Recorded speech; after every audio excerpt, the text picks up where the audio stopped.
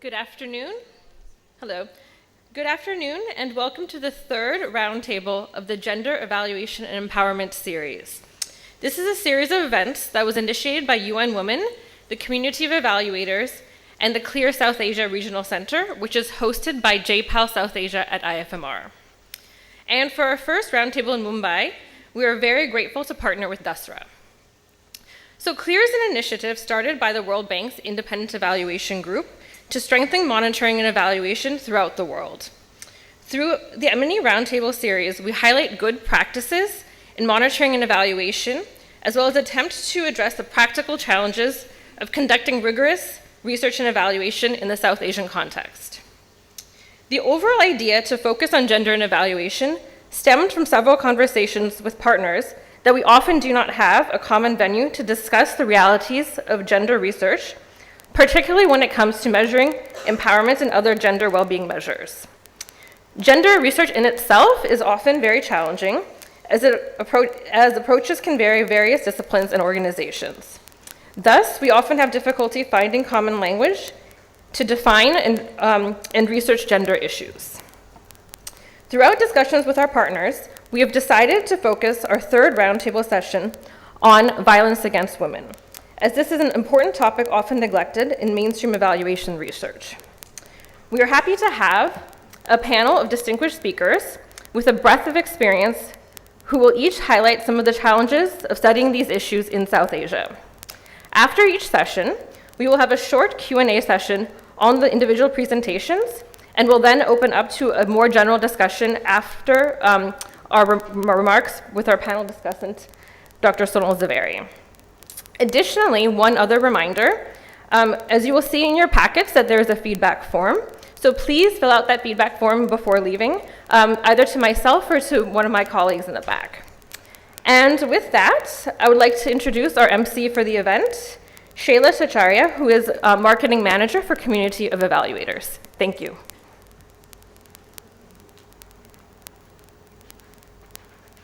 Thanks, Urmy. Good afternoon, everyone, and all those who are joining us virtually. To begin our event today, I would like to introduce our presenters for the day. The first presentation will be given by Shrijna, Dixon, and Anju Pandey from UN Women. Introducing Shrijna Dixon, she is the program assistant for UN Women. She is a social researcher with specialization in applied qualitative social research, social communications, consumer behavior and psychology, and intercultural relations and sensitization. Shrijna has worked with diverse stakeholders, including the government, multilateral and bilateral agencies, and grassroots organizations. Anju Pandey Dubey is a specialist at UN Women for ending violence against women. She also is the program manager for anti-human trafficking in UN Women. Please.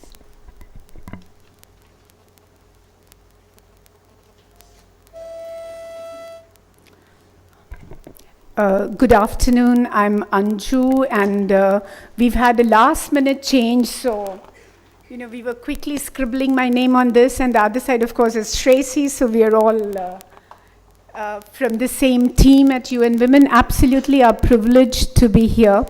Shailesh said we have 35 minutes, and at the end of 30 minutes, he's going to be doing that for us, but we thought that maybe we'll try and do the presentation in 25 minutes and then keep about 10 minutes, not so much for, I'm sort of not really looking at this as a Q&A, but more as a conversation, because this is a collective learning for all of us. Therefore, for our presentation, I thought that briefly, I would just quickly step us through the anti-trafficking program of UN Women that we are sharing as one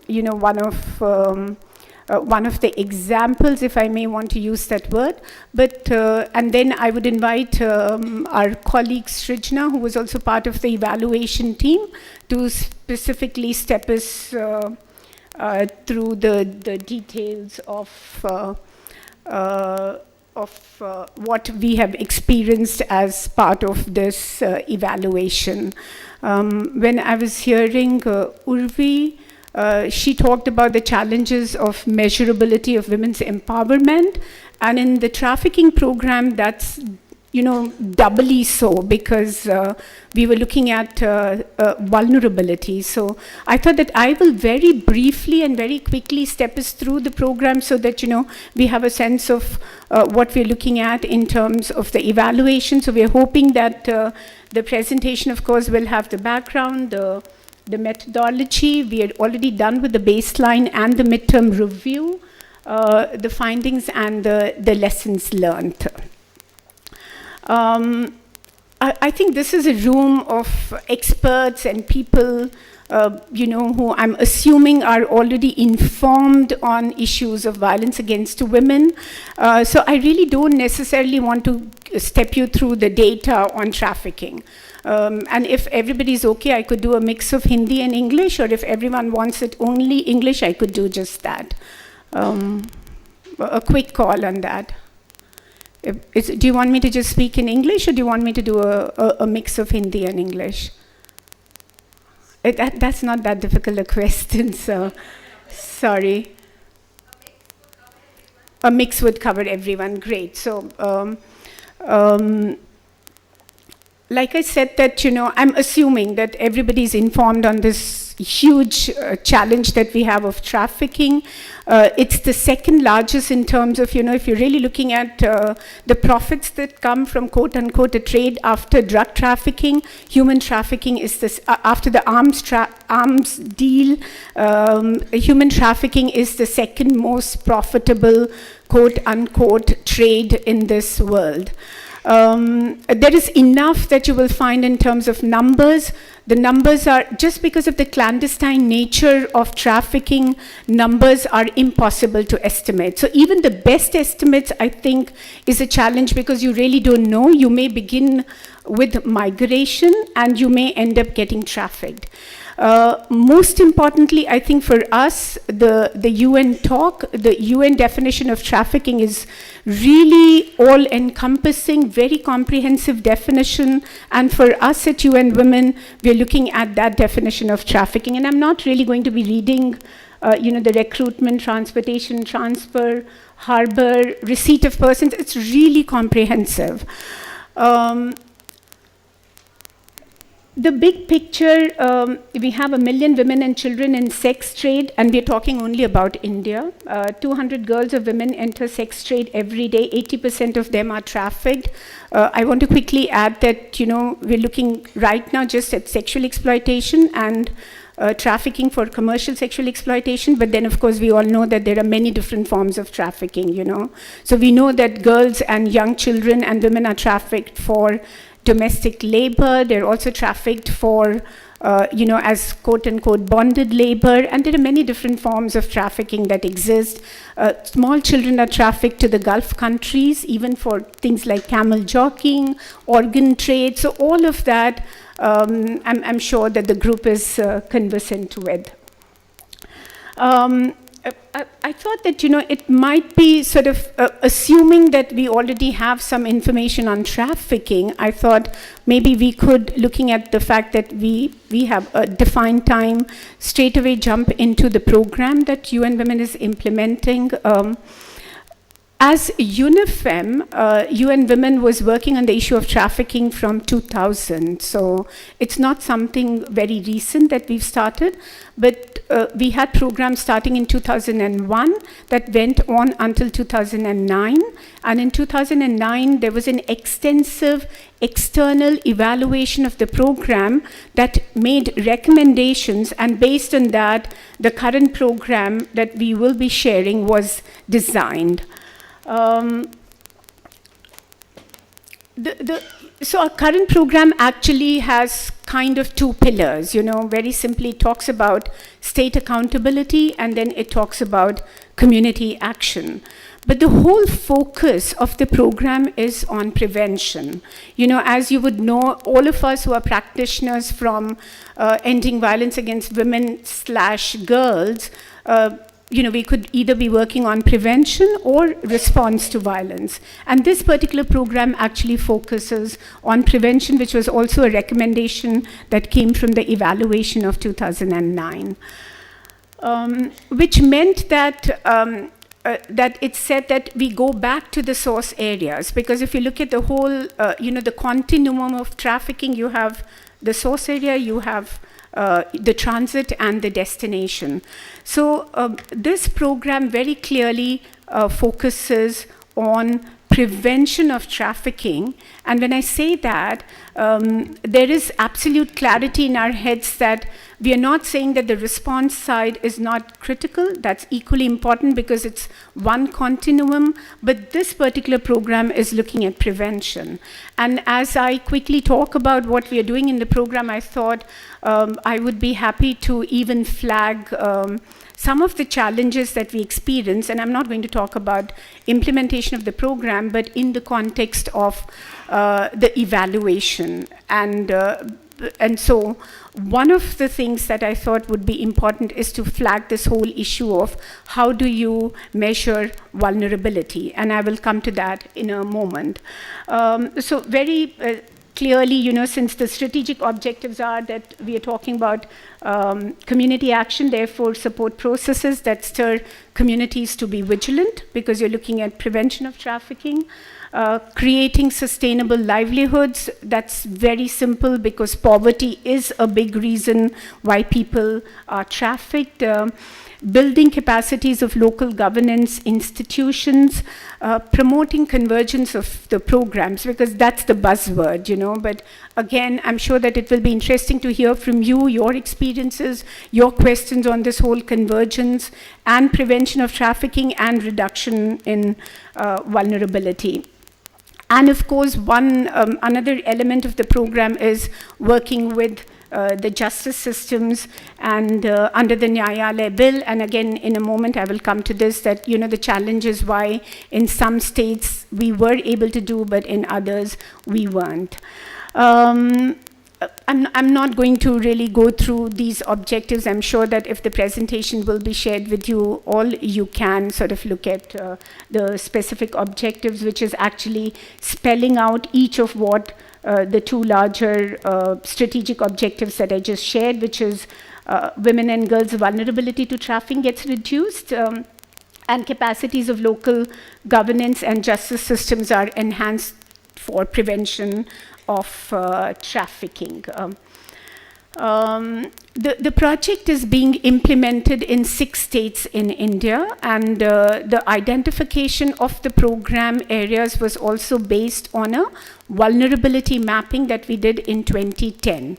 And on a scale of 9 indices, areas across India were identified, and that was all based on secondary data analysis and validation in specific, proposed program sites.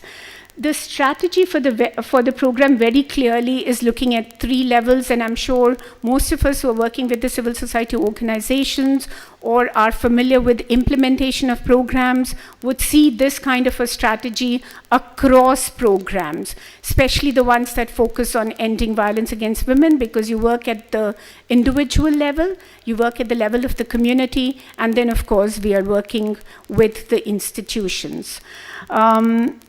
Andhra Pradesh, Bihar, Jharkhand, West Bengal, Orissa, and Rajasthan. Those are the 6 states that we have, and it's a pilot program. Essentially looking at what could be models that we could create on prevention of trafficking in these 6 panchayats.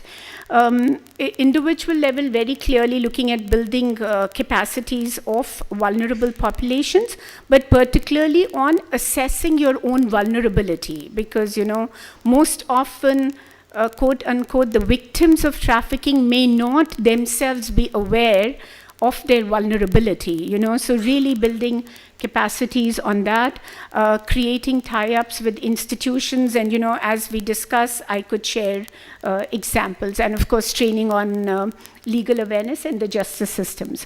At the community level, we are working with the neighborhoods, with the community groups, especially religious leaders, not in all program sites, but particularly in Bihar. Engaging with the local experts, again, it's all very multi-sectoral, that's the buzzword, with other NGO partners and women's groups. In fact, in Bihar, we've just developed a model multi-sectoral plan with the different stakeholders on preventing trafficking, and that's the one that we will be advocating with the government of India for scaling up and for adoption. And then, of course, at the institutional level, the participation at the level of the national, the state, the district, and the panchayat. Tie-ups with vocational and other training institutes, including agricultural universities, with justice bodies at different levels, the PRIs, and whoever other relevant stakeholders. I just want to quickly share with you here that the program focuses on what we are calling creating a center of action at the level of the panchayat, and that center of action actually is the locus for the multi-sectoral convergence of all line departments, really at the grassroots level. Those are the stakeholders, are the civil society partners. We are working with AID, Jan Jagran, AID India in Andhra Pradesh, Jan Jagran Sansthan in Bihar, FXP Suraksha in Jharkhand, CBATN is implementing in Orissa, Seco-Decon in Rajasthan, and Sanlap is the organization that's working in West Bengal. Local governance institutions, the partnership is with the panchayats, and that's where, again, we could look at what are the different models that we're looking at and how do you assess and evaluate, and when we look specifically go into the discussion on the evaluations. The justice systems is a bit tricky, especially the JGBs and the police authorities and the CWC, that's fine, but really engaging the institutions under the Nyayalaya bill, that's been quite a challenge for us. We also have partnerships with the self-help groups, because we are talking about reduction in trafficking, therefore looking at livelihood opportunities, and that's also been one of the biggest challenges for us, because a program that is focusing on prevention of trafficking cannot really claim to be an anti-poverty program. And we've had some really interesting discussions at the time of our baseline that I'm sure Shrijna will share with us. So really in terms of defining what our boundaries would be for a program that's talking about reduction in vulnerabilities. We've constituted 40 anti-trafficking vigilance committees, peer educators. Communication Hub has done this very interesting film, which is going to be used as a medium for awareness generation, etc. So largely, we're looking at then the vulnerable population of women and girls, and UN Women working with its many different partners. Some of the highlights that we thought would be interesting for this discussion today is that the whole program actually originated out of this evaluation. So it's not something that's just come up. There has been a history to it. Specific recommendations were made that led to a focus on prevention. The vulnerability mapping bit is very interesting. Again, we sort of dealt with all those challenges on defining and really defining the boundaries of vulnerability. It focuses on source areas, therefore I've already talked about that, prevention in addition to protection, quote unquote, capacity building of all the different stakeholders, income generating activities, use of media and documentation, and of course, rigorous monitoring and evaluation that's been part of the program. At this point, I'd be very happy to invite Shrijna to share with you the evaluation methodology, and we have in the group our colleagues Shreyasi, Rajat, and Elora from UN Women, and Shreyasi, maybe, as and when required, you guys can just pitch in. Yeah, thank you. Thank you, Anju, for taking us through the program. Coming to the evaluation methodology, the program started in 2011, And so I said 2009 because that's when, like the vulnerability mapping and other studies were done, and the program was a result of the vulnerability mapping. So the program started in 2011, and we are in the 3rd year of the program now. And about monitoring and evaluation, I want to say that evaluating this project, we were looking into assessing, the outcomes and goals of the program. And monitoring is critical to evaluation because an assessment of inputs, activities, and outputs was critical to understanding and assessing, the evaluation at the bigger level. So what are the outcomes and what are the goals, and assessing them. So, and we conducted the baseline was done in 2011, so that's when the project started. And I will run us through the methodology for the baseline. The midterm was done 9 months, 10 months, after the baseline. And so we are through with the midterm and the baseline. And the project concludes in June or July this year. And we are looking at, the end term evaluation now in just, next month or another month from now. The kind of evaluation dimensions that defined this particular, evaluation for this particular program were, quantitative and qualitative analysis and methodology. Anju took us through, the stakeholder groups, so multi-stakeholder involvement, participatory and consultative,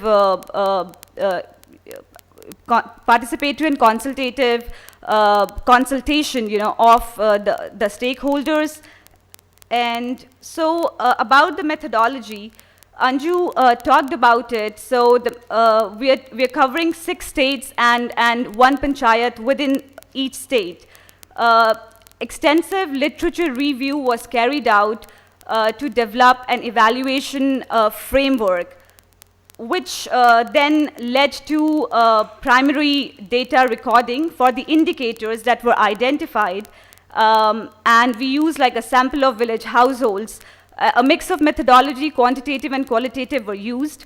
Now, at this point, it's critical that the theory of change was used as a foundation, to program, to defining and identifying in the first place program inputs, activities, and envisaged outputs and outcomes of the project. So the baseline, the results of the baseline fed into the theory of change. And in the midterm review, what we did was the indicators that were identified during the baseline were assessed, which resulted in measurement of change in the midterm review. We made use of the evaluation analysis based on DAC criteria, OECD's DAC criteria for evaluating development assistance. Now this involves evaluating a program, across relevance, effectiveness, efficiency, results, and sustainability. Now, the evaluation criteria from the DEC led to identifying and defining, a list of indicators. And the indicators then led to definition of defining, the indicative themes. So I'm just going to pick, 2 evaluation criteria to take us, through the process. So for relevance, which essentially meant that we were identifying, the extent to which activities defined in the project suited, to priorities and defining the project goals. The indicators were, priorities and needs of each panchayat. So this was identified during the baseline, and expectations of stakeholders. So what were the expectations? The indicative themes that led to were, like first-hand account of gender dimensions and norms, and these are just some of the themes. Vulnerability assessment and existing interventions, challenges and opportunities. Now about the sampling, we used a quasi-experimental design, which essentially means that that a target sample was drawn and subsequently a smaller comparison sample was drawn. For the target sample, we used like a 95% confidence level while maintaining a 7.5% confidence interval, which essentially means that the margin of error was 7.5% for the target sample. And based on that, the comparison sample, the confidence interval was 12.5% because comparison sample is always smaller than a target sample. I'll just take us through drawing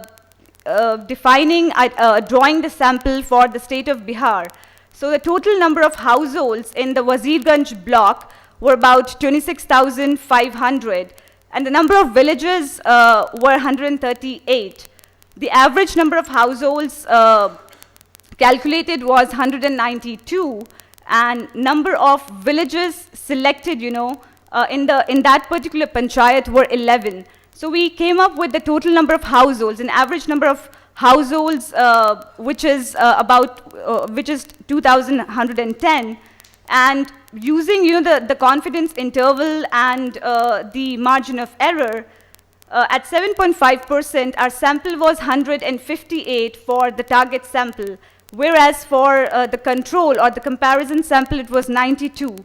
So if we look at the total sample size for the baseline, our target sample was 910, whereas the control sample was 310. Then we also went about drawing a 20% of the target sample, wherein this sample was administered in-depth interviews. These were structured in-depth interviews. And the target and control sample were both administered household surveys. These were structured household surveys. And then some of the stakeholders, justice bodies and NGOs, police, they were administered semi-structured interviews to get a holistic understanding and to get a holistic round of information for the project. So that's about the sample size. The data collection tools that we used, it was a mix of quantitative and qualitative. So I already talked about it. There was semi-structured interviews and household surveys. And for the midterm review, we again used semi-structured interviews with our stakeholders as well as group discussions. The areas of change, now this slide talks about the measurement of change, from baseline to midterm, and of course, to the end term. So with respect to households and families, we are measuring, awareness of risk factors, which means that, we collected information from the target sample, and now going back to the end line, we will be comparing, the results based on the areas of change that we have identified. So for example, for community decision makers and PRI representatives, what are the existing gender norms, awareness on trafficking issues and attitudes, so on and so forth. These are some of the examples of monitoring indicators. So Anju told us that we have two outcomes. There are two broad level outcomes for the program, and each outcome is classified into a number of outputs. For each output, we came up with a set of indicators. So if I'm just to talk about output 1, enhancing awareness of community members, some of the indicators are the number of peer educators that were identified and recruited into the program. Now these peer educators also are also very vital stakeholder groups in the program. So there are a number of indicators for each output. I'll be sharing some of the key findings. Anju did, run us through it. So some of the key findings from the baseline, from both control as well as the target sample were that, women migrate from their homes primarily for two reasons, employment or marriage. This was a trend seen across the 6 panchayats and the states. If we had to take examples, so in Andhra Pradesh and Bihar, for example, and West Bengal, more women had migrated to seek employment, whereas in Jharkhand and Orissa, most women had moved out of their village after marriage. So the trends were really different. Some of the common risks reported by respondents were long working hours, sexual exploitation, physical abuse, and no provision for childcare or education. Cases of missing people were reported, by the respondents in Bihar, Jharkhand, Odisha. To take an example, like 40% of our respondents from target group recall cases of missing people. Also, women's participation in local governance is extremely limited. So based on, these were some of the findings, and based on the findings, the program had a set of indicators and activities. The only platforms available for women for shared learning were SHGs. So these are some of the findings. Now talking about the midterm, like 10 months into the program has achieved or organized, I would say, like about 880 meetings sensitizing women and girls, and in fact all community members, including men, on trafficking and violence against women. So these are, some of the findings from the midterm. And 140 SHGs have been identified by implementing partners across, the 6 states. Anju talked about anti-trafficking vigilance committees, which is one of the activities from the program. So about 40 such committees have already been set up. Some of the lessons learned, and these are just a few, is that, trafficking, we know that it's a crime under the Constitution of India. So when we developed the tools and the guides for interviews and surveys, we realized that it is difficult to elicit specific information. So for example, conducting the semi-structured interviews, we got more qualitative information from both the community respondents and local governance. And I want to talk about, the specific case of Rajasthan here. So out of the 6 states, in Rajasthan, we are working with a community called the Nut community. And the context of the population in Rajasthan, in this community, is markedly different from the rest of the states. Because this community kind of, I won't use the word encourage, but prostitution, and if I may use the word, and sex workers the community is kind of, I won't even say open-minded, but the families kind of encourage their girls and women to go out of the community and work as sex workers. So the kind of challenges that we faced in this community were markedly different from the rest. Next is, the administrative setup of the project areas in the states of West Bengal and Andhra Pradesh was again different. It was not possible to select a sample on the basis of the number of villages here. I'm actually running short of time. There are some lessons learned, if I'll just quickly run us through it. We were talking about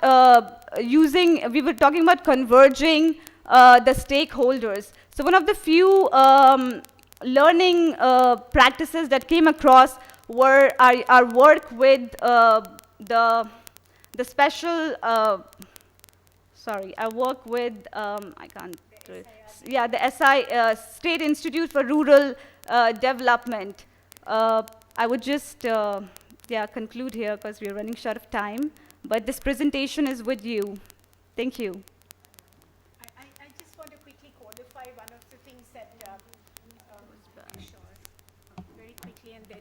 can have questions. I just wanted to very quickly qualify and actually add the example that Shrijna picked up from Rajasthan. So in each of the states, we're looking at, different elements. So for example, West Bengal, we found that the trafficking was largely through this whole route of child marriage. In Jharkhand, this is, very obvious trafficking for working as, house helps in Delhi. In, again, Jharkhand, it's the tribal population that we're working with. In Rajasthan, the Nut community, it's very curious and interesting case, because in Rajasthan, the Nut community, just like the Bediyas in Madhya Pradesh, traditionally dedicate their daughters to quote-unquote sex work. And commercial sexual exploitation versus sex work is a much larger debate. I don't think we have the time for that, but maybe in another forum. But in Rajasthan, it's kind of a bit twisted, because it's this dedication to sex work where women from that community and young girls were actually earlier coming to Mumbai to the dance bars, and once that was shut down, they went back to the village and then were actually trafficked. So, it's an interesting case where it's not trafficking that is resulting into commercial sexual exploitation, but it's the other way, that because there is a cultural practice of dedicating daughters to, quote-unquote sex work, that results in their trafficking. And then we'll be happy to have questions from you, or your own learnings, sharing on evaluating or implementing similar programs. Hello. Hello. Yeah, my name is Devashish. I work for IWPRO Impact Solutions. We have been involved in numerous evaluation and baseline studies. So just one technical question. Can you just go back to the indicator slide? Sure.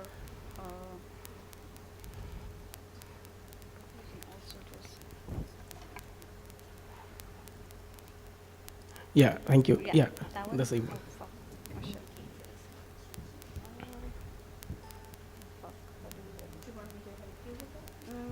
I'll just go next quickly. Yeah, this one. Yeah. Just trying to understand the indicators that were set for every output. So in the first example, we are saying that enhanced awareness levels. Okay, this is the point we are talking about, and the only thing we are discussing about in case of indicators are the numbers of peers, educators, capacity building training imparted, and this thing. So are we not trying to measure anything which is very direct towards increase of awareness level? Or it's only the number of activities which we are doing?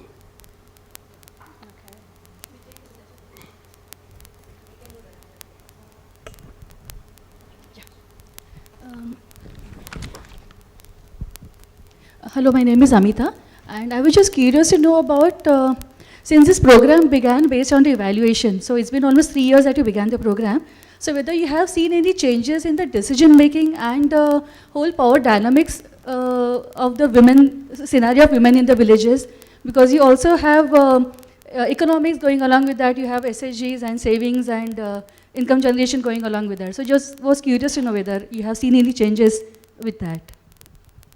Just one more question, and then we'll have a broader Q&A in the end. My name is Sandhya, and I was curious as to what statistical tools you propose to use to measure change between baseline and midline.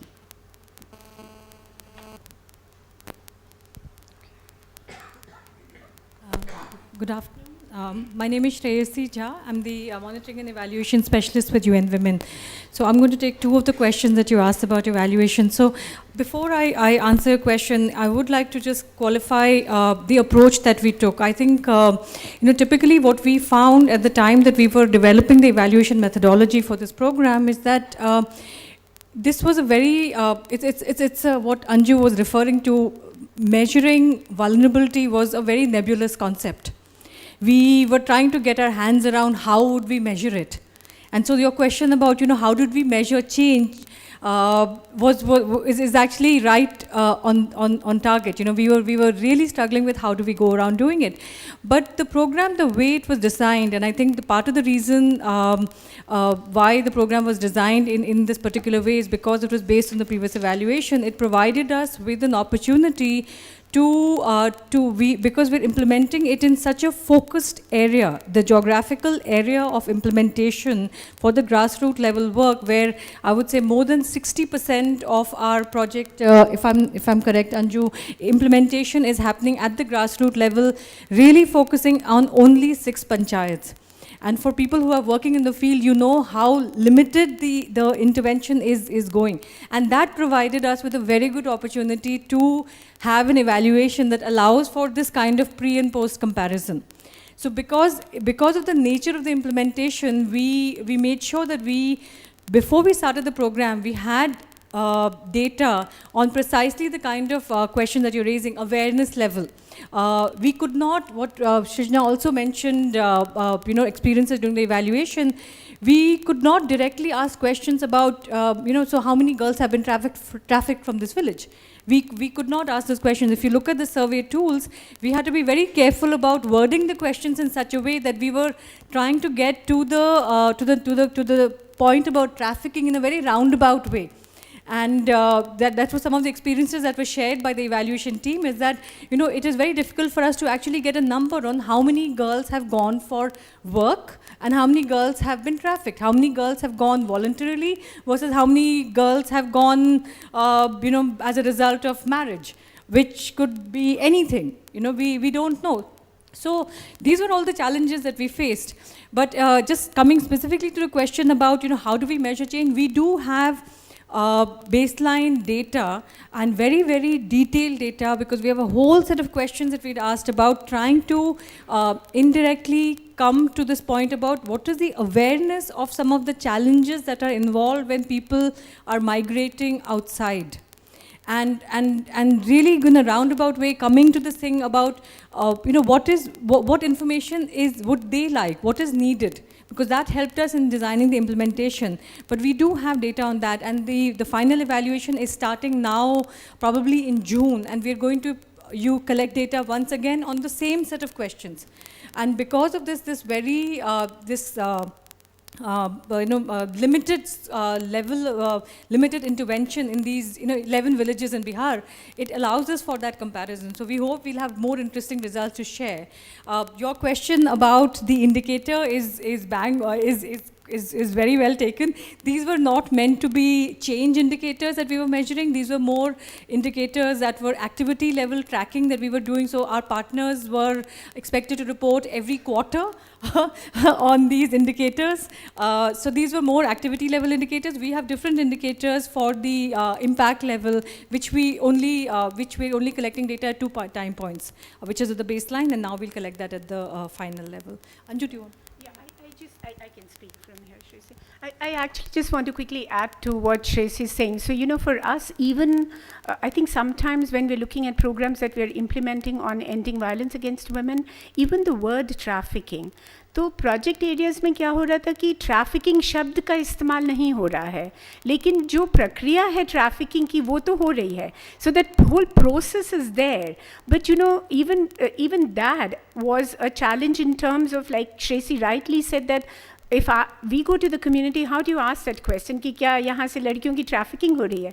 तो झारखंड में जैसे वो अपसारण शब्द इस्तेमाल करते हैं, but अपसारण is kind of sitting somewhere in between voluntarily migrating and then landing up in some brothel in Delhi, literally, So even that was a challenge. But, just to answer your question, sir, we do, in the program, at least from the monitoring perspective, we're also looking at, not just this quantitative numbers of 81 peer educators, but also the fact that कि उस इलाके में पहले बिल्कुल भी awareness ही नहीं है. मुझे पता ही नहीं है कि मेरी ट्रैफिकिंग हो गई है, मुझे पता ही नहीं है कि मेरी बच्ची जो यहाँ से गई है उसकी ट्रैफिकिंग हो गई है, क्योंकि मैं उसे ट्रैफिकिंग की तरह नहीं देख रही हूँ. मुझ में वो अभी मुझे वो समझ नहीं है या वो awareness नहीं है. But even identification of these 81 peer educators who are now informed and understand trafficking as we understand in the first or the second slide of the presentation, which is an internationally accepted definition of trafficking. So your point, very well taken. But I think more from not really as an indicator, but in our own quarterly, monthly monitoring, we are trying to capture those changes through the case studies. Yeah. And which would also be true for, someone, you asked a question on changes in decision making.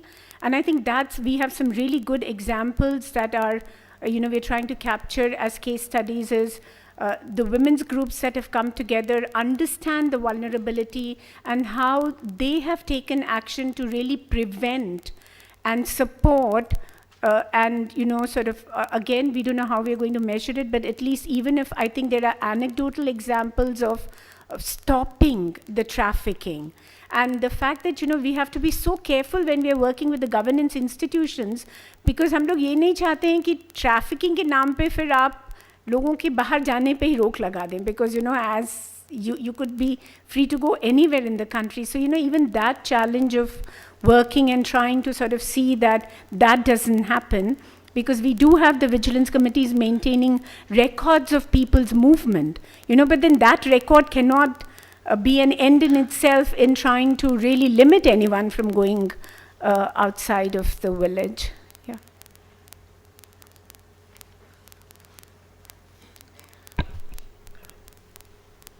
Can we have a detailed question and answer session at the end?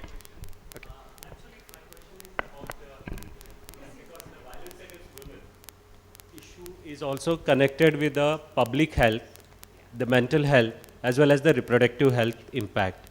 So while visiting on the indicators, although it's not visible, have you come across any such kind of thing which has really had an effect on the health, especially the reproductive health and the mental health issues?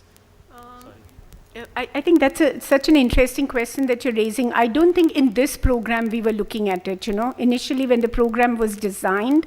And I'm so happy that you raised this whole issue of public health, because not in this, but in a completely different program that we're implementing, and of course Priya is here, the Safe Cities one, increasingly that convergence of, public health issues and women's quote-unquote safety security, that kind of dialogue is happening between communities of practitioners, etc. But I don't think in the anti-trafficking program, although there is an awareness on the consequences on quote-unquote public health, I don't think we are tracking that in this program. Maybe moving forward, as we're looking at connecting the different dots, that would be something interesting to look at.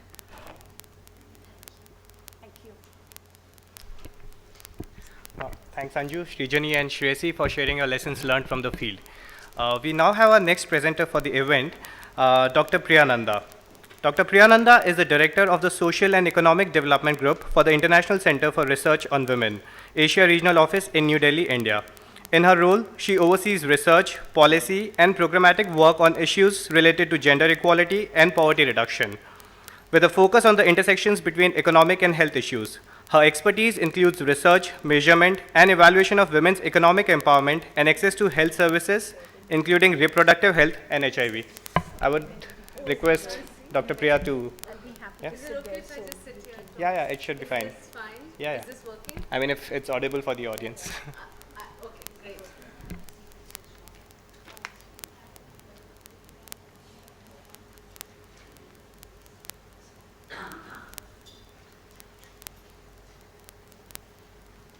All right, good afternoon, everybody.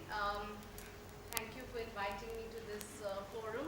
I have been a previous presenter, and perhaps what I've presented before may inadvertently be overlapping by some of the things I say today, only because a lot of what we do and say is so deeply ingrained and embedded in our consciousness because we believe in what we do and what we measure. So that's why if you've heard a previous presentation, you might see some recurrence.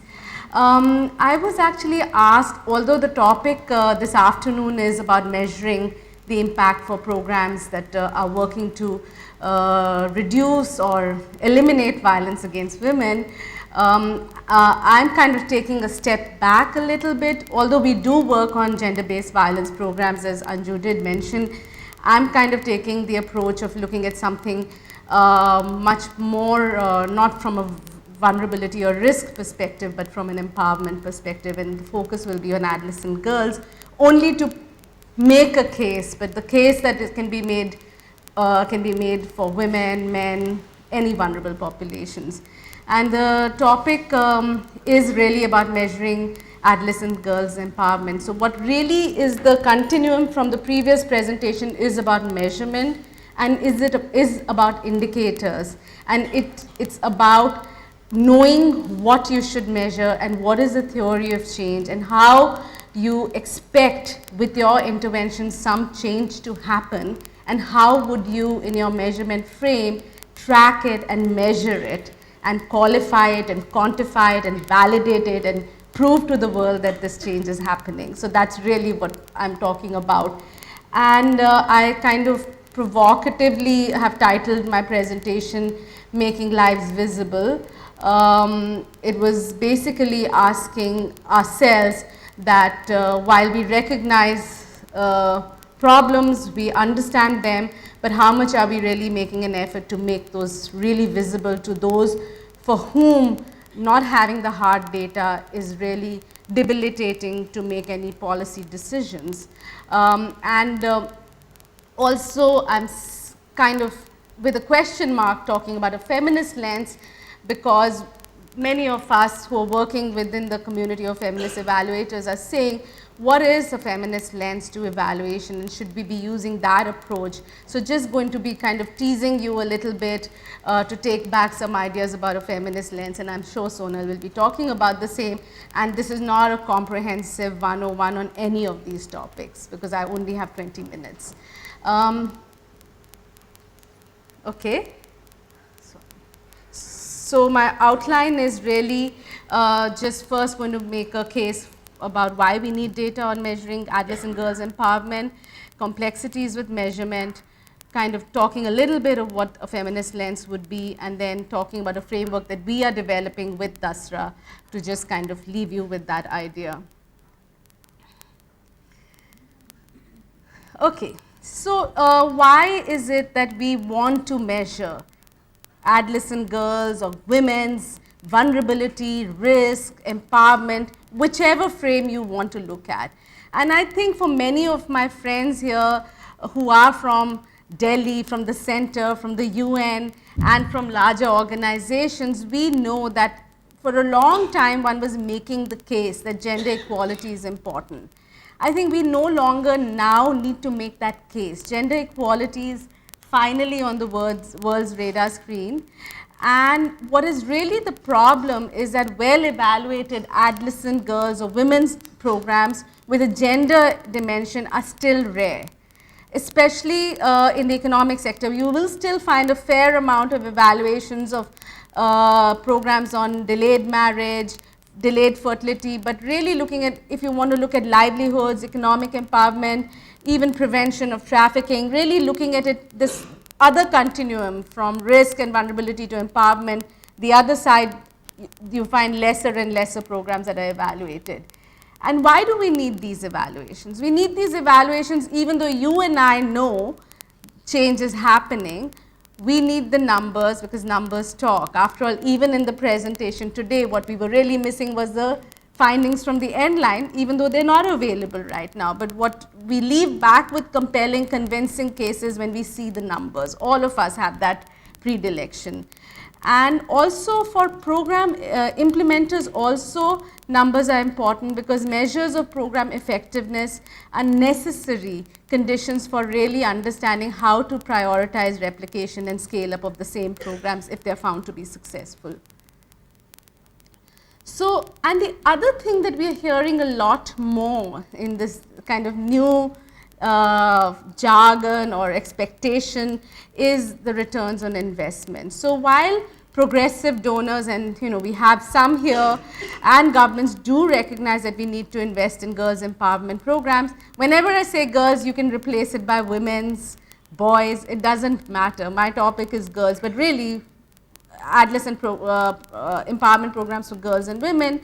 But what the desire is that you need data on what is the returns on investment, what is most strategic to invest in to bring about social change. So the question today is not that is it important to invest in adolescent girls program, but what within the adolescent girls program is important. Is it education, which is more likely and have higher returns on investment to delay age of marriage, or is it a community based social change program, or is it really working with parents and community members and panchayat? So what aspect of the program is much more strategic to invest in? Because resources are limited, people's time is limited. We are not going to wait for 20 years to see the social change which we want to see in an expedited basis because of the kind of problems we are facing today due to the lack of previous investments in these areas. So I just wanted to kind of give you an example of, if I think, we recently did a review of adolescent girls programs with funding from the Ford Foundation. It was very much a focus on what's happening in the adolescent girls program in the livelihood space. So what I'm presenting is a little bit from that lens. And what we found is that there's a lot of investments of previous programs globally and in India on looking at delayed fertility, delayed marriage, delayed first pregnancy, delayed first birth, and with the larger fairly idea, it was a very much a public health disease reduction model of having healthy mothers, reduced threats, disease, reduced risk of violence, which was still very much looking at it from that epidemiological paradigm. So the kind of indicators you would then find available, where the data is available, sometimes nationally, sometimes at the district level, but definitely sometimes at the programmatic level, different indicators would be available at different levels, would be around indicators around age of marriage, age of first birth, knowledge and attitudes to family planning, use of institutions for childbirth, for pregnancy, delivery, anemia prevention, knowledge of hygiene, menstrual hygiene and disease prevention, experiences of violence. So we have data available on this. And a lot, especially around violence, it's really been 2 decades of research that we can now say we know we have data on prevalence of violence. So this data is available because of the efforts of past articulations and past work, but really I think when we look at what is a future expectation and what future priorities would be, it's very much looking at creating capabilities, if we want to use the Amartya Sen approach or whichever lens you use, but it is about capabilities, it is about enhancing opportunities, equality and freedoms. So in this domain, the kind of data we need is still very scarce, and the examples of these data, I mean, these are not, I just want to qualify, these are domains. I haven't specified them as indicators, and I think you would understand them. These are just areas that then would become measurable indicators, but it could be aspirations for future of adolescent girls, not reduction in stigma or shame, recognition of pleasure. This is very much in the domain of working on sexuality and sexual health, ability to make healthy and safe choices, confidence, decision making, equal opportunities as boys. If you're working with boys on gender equality programs, and it's really boys respect girls and engage with them as equals, experience freedoms in private and public space. So if you look at it as a violence prevention program, this is very much about violence prevention, but what we're really talking about is, are girls now more mobile in public spaces? Are they able to go out with less threat and less risk and less vulnerability? So it's experience of freedoms. Girls' economic agency and employability, which I've kind of said came out of our review, very little work being done on that. And then economic productivity and incomes. And if you look at the gradation of these indicators, they're going very much from the attitudinal space to the behavioral space to much more hardcore, that if all of this was achieved, then in the end, you should see higher productivity and higher income. So, you will see that kind of long-term impact, but perhaps before that, there are all these intermediary outcomes that also need to be achieved. Now, who needs this data? What's interesting is, as ICRW, what we're finding is there are larger and newer constituencies for data. While previously, 10 years ago or even 5 years ago, our constituencies were much more limited, they're much broader now. So the policy makers, it's not just policy makers, it's the kind of policy makers who are coming out and seeking data. Advocates and coalitions, many more organizations are working in coalitions. For example, Girls Not Bride. They have a need for data which didn't exist across organizations that worked in partnership across the globe as coalitions. Corporations in India, now there's a larger space for Indian corporations who are beginning to invest in the development sector in the development stage, somewhat tippy-toeing into it, but they're there. Implementing organizations, now these are not just large organizations, but also the grassroots feminist organizations, you know, whether it's Jagori, whether it's Priya, all of these organizations that were working with communities, which were working on the ground, are now beginning to think about indicators, measuring their programs, looking at that impact of their own programs. New donors. Even in the last 5 years, our world of donor space has increased, enhanced to newer kind of donors with new questions, new needs, new kind of analytics, which which demands, I mean, that's the whole language of return to investment, where it's becoming such a big question because more and more people are entering the donor space and asking these questions. And multi-partner commitments like the Clinton Global Initiative, for example, and media. So that's become like, earlier I think we wouldn't get so many calls and hits from the media, but now increasingly we are asked like on a spot basis to be available for an interview at BBC or report to a reporter in Times of India. I mean, there's a hunger for data, is a larger context of data needs is really expanded. So fine, so I've kind of made the case that, you know, there's need for data, there is scarcity, and the kind of data we want is different than what we had earlier. But let's then quickly look at what are the complexities in measurement.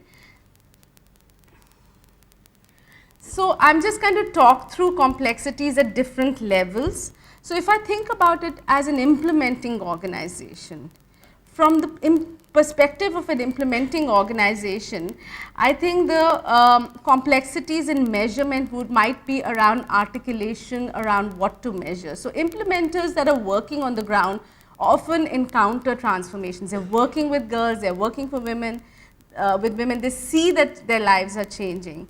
But then they're really what they're grappling with is how, the how and what of measurement. You can see changes happening, but you don't know how to communicate, measure it in these capsule versions that are palatable to the rest of the world. On the other side, the pressure for implementers is that more and more the resources are coming within a certain time span, like 3-year funding, 3-year optimistically, sometimes it's 1 year, sometimes it's 3. Liberally, it might be a 5-year funding cycle, but interestingly, anything less than a 3-year funding cycle with the idea, expectation that change could be measured. So while the funding cycle is short and it takes 6 months to conceptualize and start a program, and then on the other side 6 months to wrap it up, that means in 2 years you have to achieve how trafficking across 6 states in the country has reduced when the problem has persisted for centuries.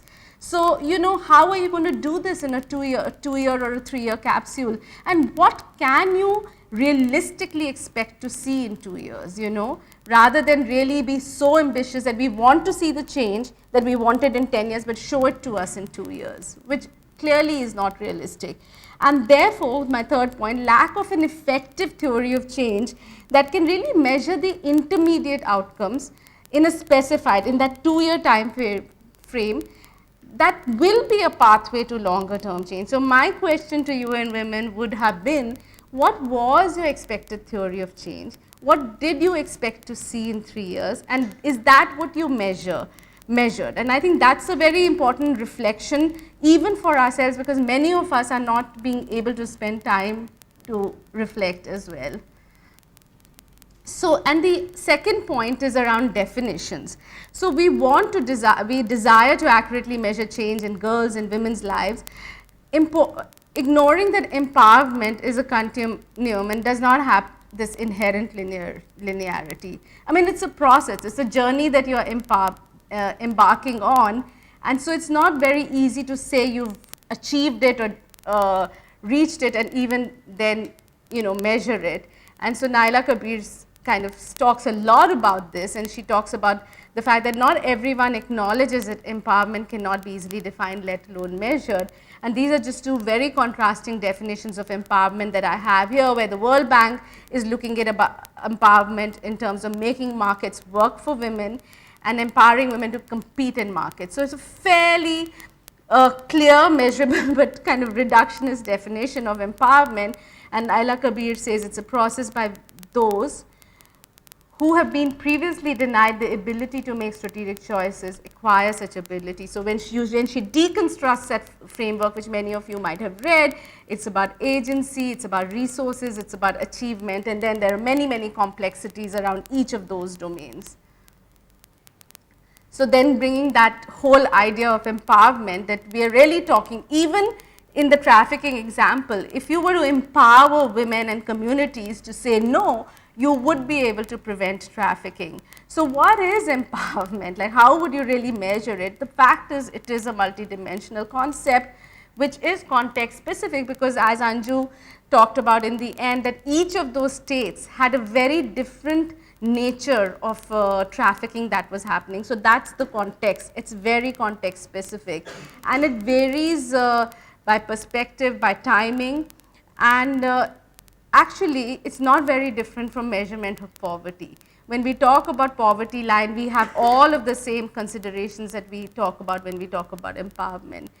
And so the challenge is to design non-binary kind of measures that capture girls' experiences of change, which may go in positive or negative direction. So because it's not linear, because it's not all happening in one direction, there may be some things that will improve and some things that will become worse.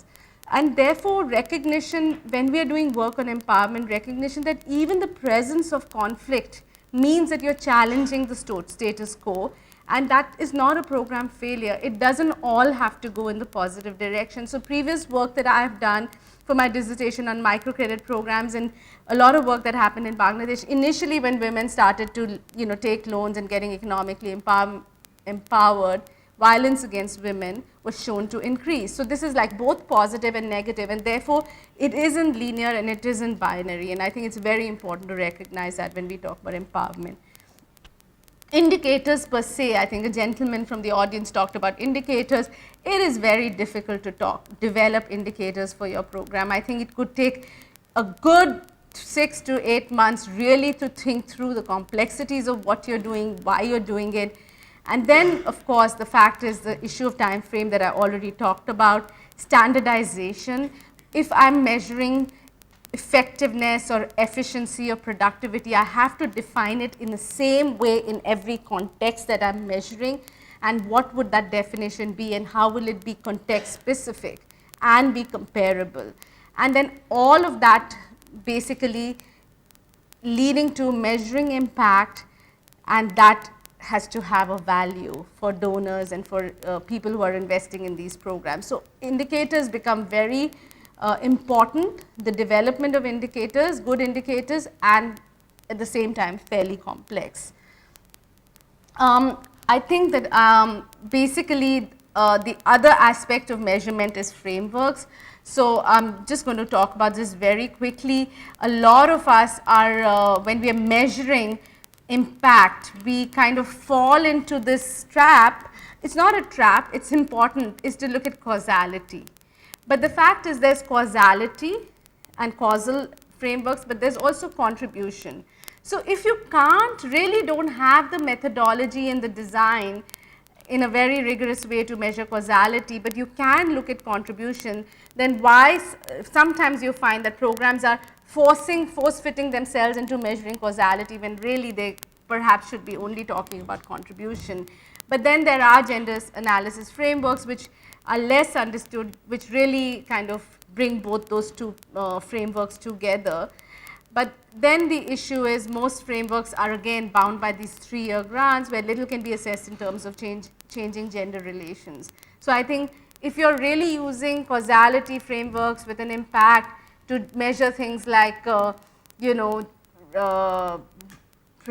reducing violence, I mean, I think it's very difficult to say that you've done that, because certain forms of violence may be substituted for other forms of violence, and so you haven't per se in a composite way addressed necessarily reduced violence. And lastly, in the idea, I mean, I just kind of put that there because for me, and even working for the last 7 years at ICRW, I've been thinking how little time one gets to be reflexive, to really think about one's own assumptions. How did we measure? What did we think would happen? Were we right? How could we improve this later? So just that idea of, again, that's yet another complexity in measurement, is to giving us time to learn from what we did previously and apply it in the next round. So,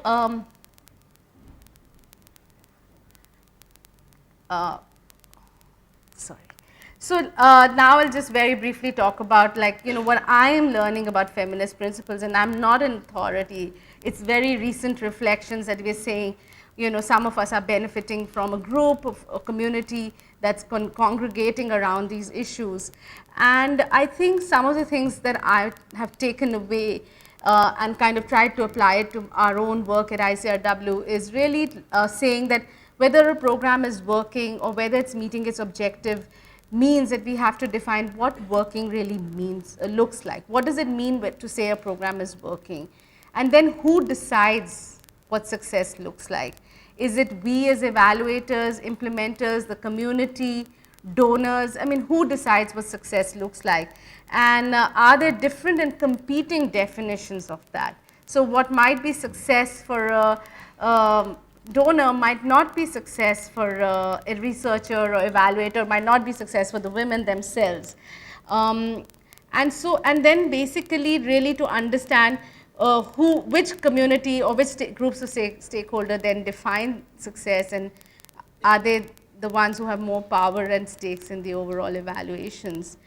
And then secondly, the point that has come up previously in my presentation, that change is not linear or always increasing or systematic. So I think a good feminist lens would use that idea a lot more even at the outset when we are developing our evaluations.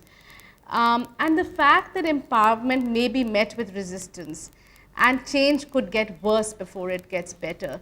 So again, I think your evaluation lens, your measurement frame would allow you to develop and capture indicators which go in both directions, or allow you to look at least two-way shifts. So for example, a recent study that I am doing in Haryana, where we are finding many more girls are going to school. So that's like a positive indicator. Girls' educational attainment is increasing.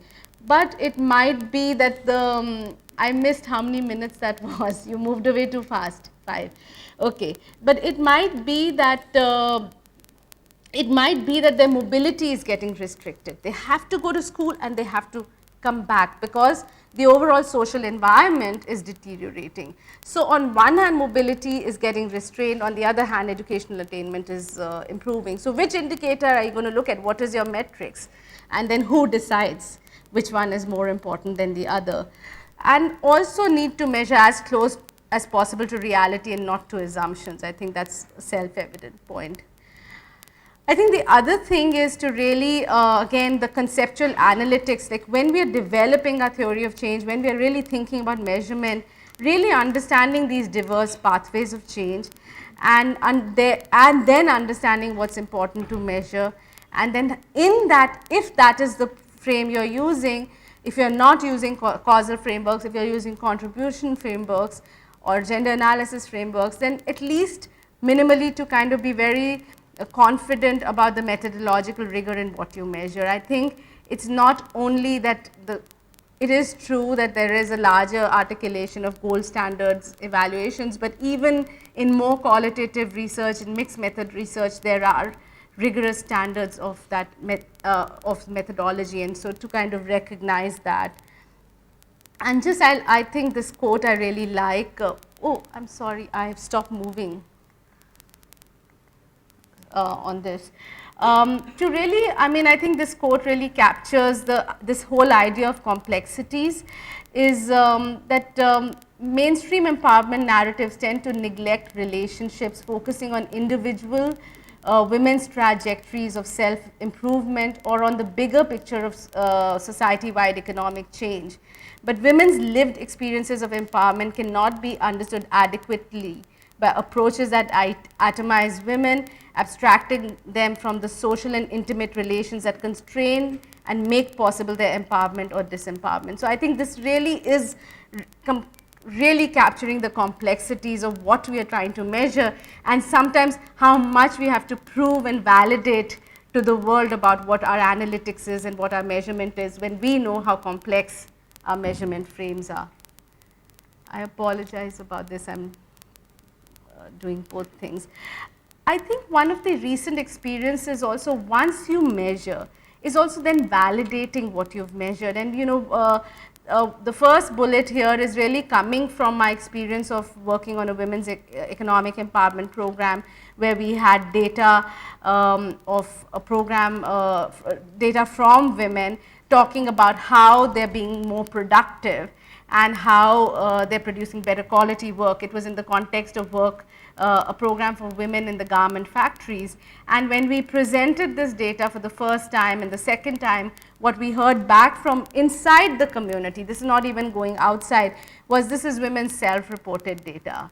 So, you know, that really made me think that that is, sometimes it's questioned, that self-reported data and therefore may not be considered as reliable.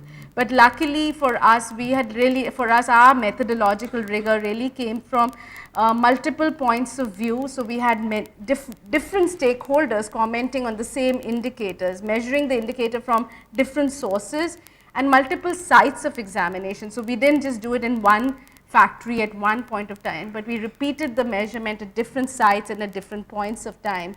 And so really the credibility of what we measured, so it's like validity versus credibility in a way, was a prolonged engagement in the field and the persistent observation and triangulation of data. So I think for me that's also a very important point of methodological rigor. But at the end, you know, for many stakeholders, we need the hard data. We need, if I want to say that women are more productive, then I want, somebody should be able to say, oh, so the profits are higher or the losses are lower. So that's the hard data in comparison to women's self-reported data, that we just feel better doing what we do.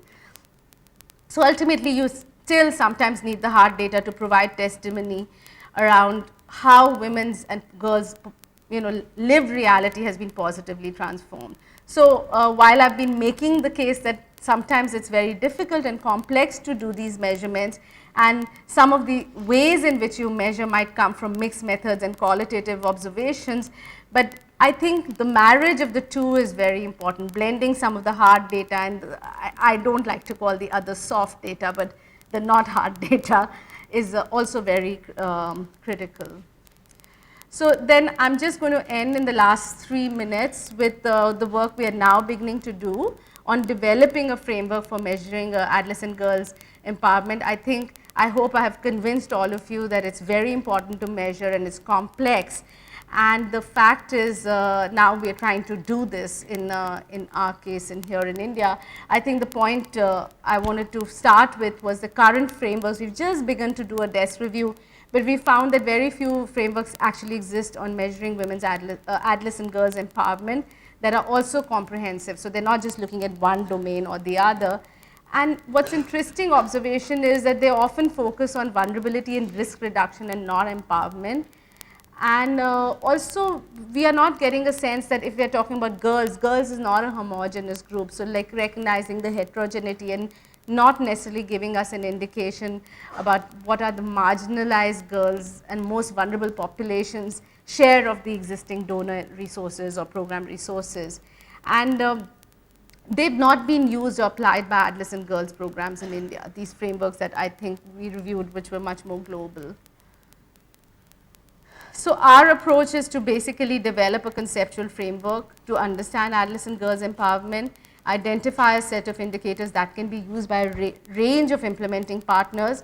They should be inclusive indicators that do not ignore the most marginalized, develop a common tool for measurement that can be used by different types of organizations, big and large, and suggest indicators, some of these indicators that could be benchmarked against available population-based data, both at the district and national levels. So some data could be located within a program and others that could be benchmarked against.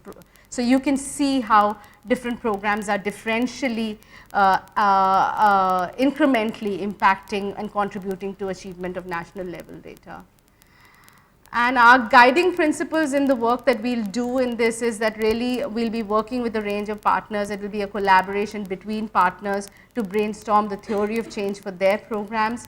And we'll also be giving strategic guidance on implementing organizations' conceptual frame and measurement, because often we find when we begin to work on evaluations with some of our implementing partners, we end up really helping conceptualizing even the work that they're doing. And then identify standardized, robust indicators that can be applied to a range of settings. And lastly, that it would be an adaptive and iterative approach of refining what we measure with triangulation across data sources. And I think this is my last slide, is that what we are taking from all of our learning of working on these other programs with young girls, and with what we are really bringing into this framework that we are going to be developing, is the points that have been made. So they're really summarizing what I've said. Need to better understand the individual paths girls traverse. So there are different realities for different girls, unique challenges and unique wins, and make measurement more aligned with reality. Need to both conceptualize and contextualize data. Need to develop an understanding of these complexities amongst our partners. And then lastly and most importantly, need to be strategic about what additional evidence we need. So because the idea is not just about measuring everything, but really what is the most strategic important indicators to measure. Thank you. Oh.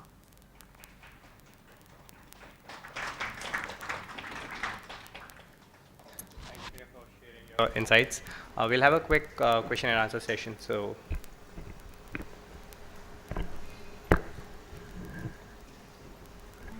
Yeah. Hi, I'm Sarvoparita. I work with Mumbai Smile organization, Mumbai Smiles.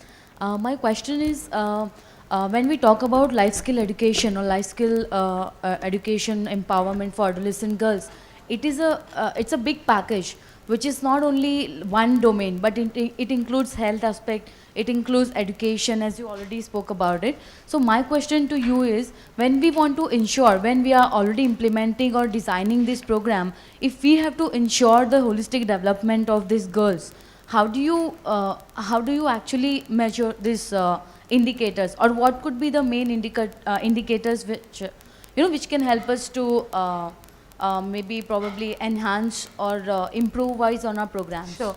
Yeah. Okay.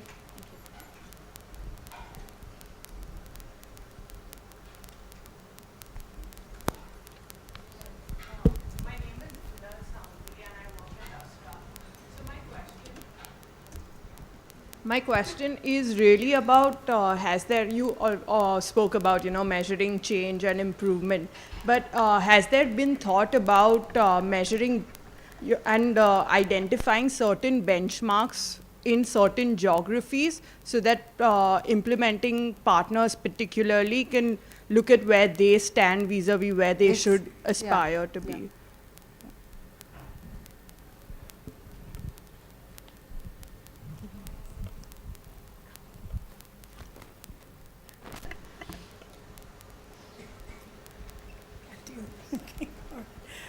Yeah. Hi, I'm Kiran Shaiva from iDobro. A question, as you said, things change from region to region, things change from society to society, even within the same village probably, and between different... and sometimes I feel when we use frameworks, I think that is one element which we do not kind of highlight. You know, it is part of the indicators, it's part of the list because it's a customized program which is for you yourself.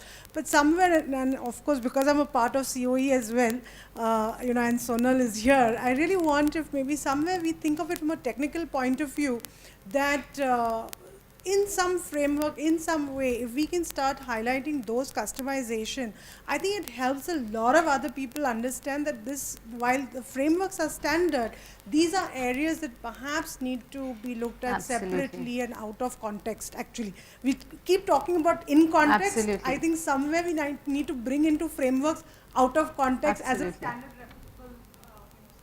Absolutely. Should I respond to these three? Or yeah? Okay.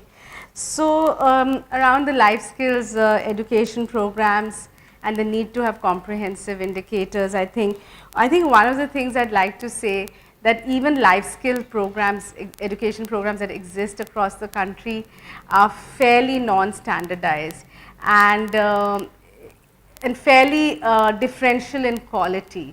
So even though we think we are doing the same thing, but we are not, I think that's a very important thing to know, is that I think what we really need to look at, what in that particular context is the program really intending to do and what is its goal. So a lot of life skills education programs may be really intending to delay marriage. So a lot of the content of how the program is transacted is around delaying age of marriage, and therefore what you might really measure is delayed age of marriage. But then I might say that the comprehensive indicators should look at employability and economic agency.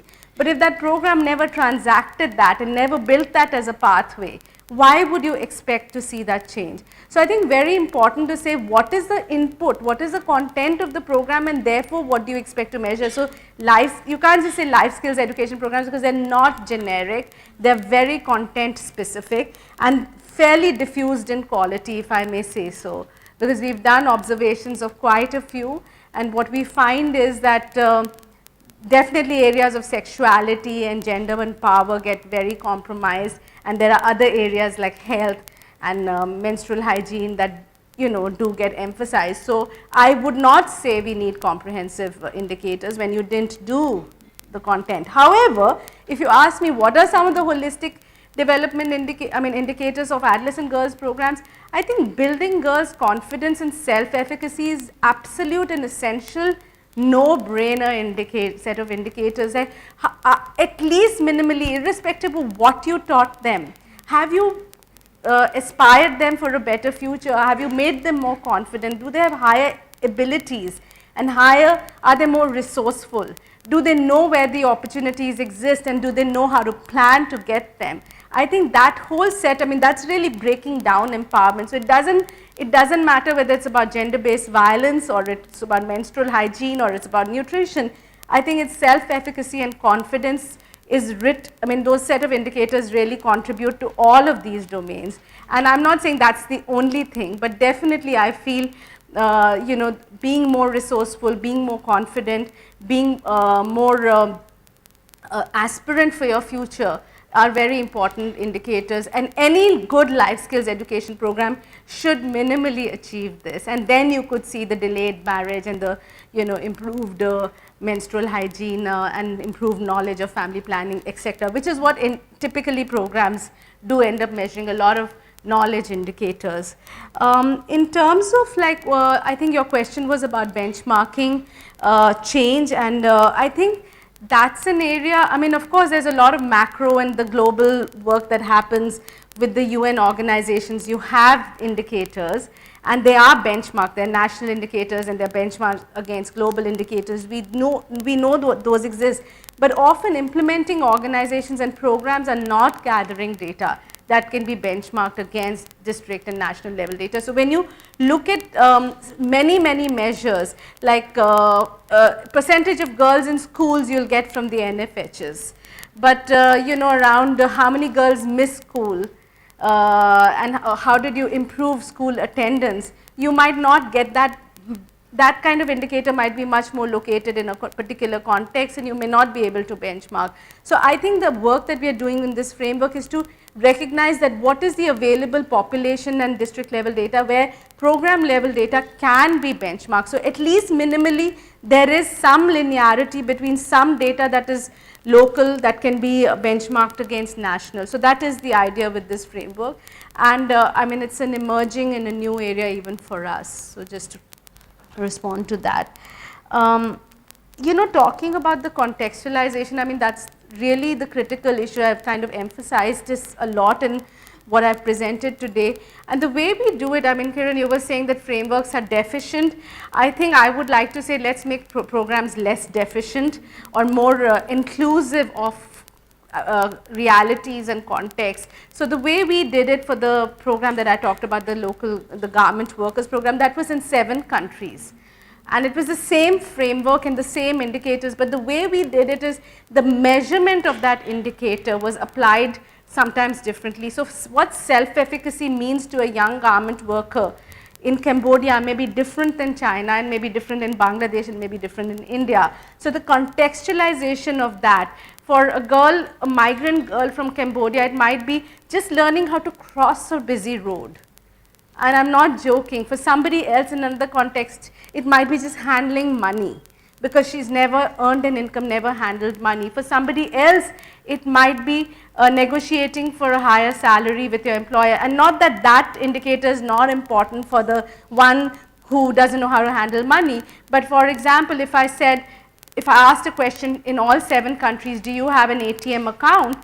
Well, in countries where their banks have just begun to open and there are no ATMs, that question is futile. But if I ask this question in China, where almost 90% of the girls had ATM accounts, that question is also futile. So really, of course, the context matters, but that doesn't mean the framework doesn't allow for you to contextualize it. I think it's our recognition as to what that context is, and I think formative research and really understanding your context before you develop your indicators is critical for that.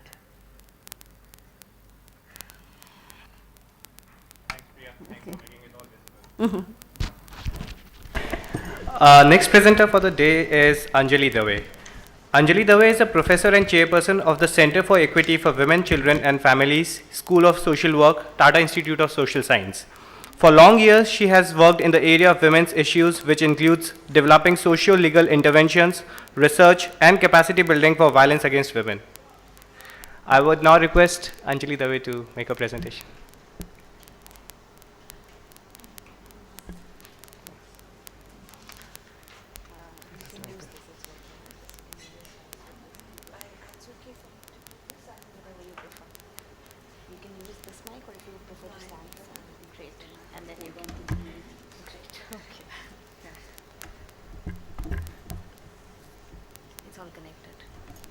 Presentation is right here, and you can use this. Which one did you say? This is to go forward, this is to go back. Sorry, good afternoon, hi. Okay, many familiar faces, and so I want to say hi before I say anything more at the moment. You know what Priya has just said, I kind of, in a way, will continue more specifically to the study and say what kind of things we had to do, what kind of research did we do in terms of evaluation of a particular program, and then what were the kind of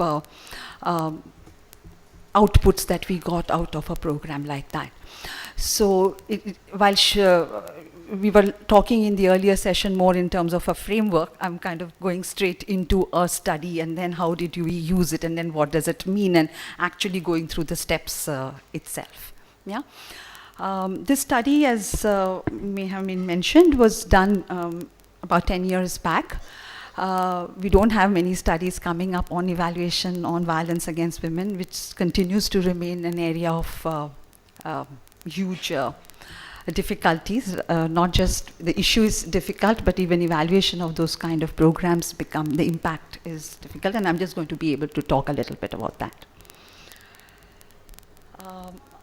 So I need to introduce the program itself a little briefly so that you are able to understand why what I am saying, and therefore how the difficulties do arise in that particular process, the research study and the impact of the study. Sorry, boss, what did it do? Do I need help? Sorry.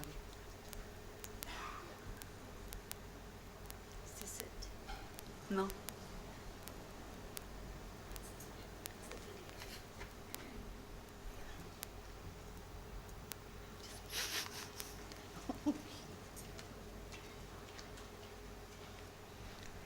Okay, so the Special Cell for Women and Children is a program that we started in '84, an outcome of the women's movement's demand and expectation from the state government and the state institutions to respond to the issue of violence against women. And that's how, when we started a small little unit which was called the Special Cell by the police, where 2 trained social workers began doing interventions to deal with individual cases of violence against women. It started with domestic violence. Today we have an act, but that's how it began. And then we have a host of other violence also being reported by individuals or small groups to say there is. TISS has been continuing to do the implementation, research, police training, documentation, policy, law on deviant expansion and extension. That's how it has been working for the last 30 years. It's a strategic alliance with the government of Maharashtra. It began with Bombay Police, went on to government of Maharashtra, took on the government of Maharashtra WCD department, and UNIFEM, the earlier form of UN Women today, got into an MOU to get into expansion of this particular program. And this particular program, after the MOU, required an evaluation for it to become an administrative measure of the government. So it was absolutely mandatory that we have an evaluation. And we didn't have any of the things that Priya talked about, because in '84 we didn't think evaluations and impacts and outputs and outcomes. If I now look back and show you that it was a 2.5-page letter, not even 2.5, 1.5-page letter that we sent to the Ribeiro, then Commissioner of Police, to say we would like to come and work, and he wrote back another half-page letter saying, "Thank you very much for your help, please join us."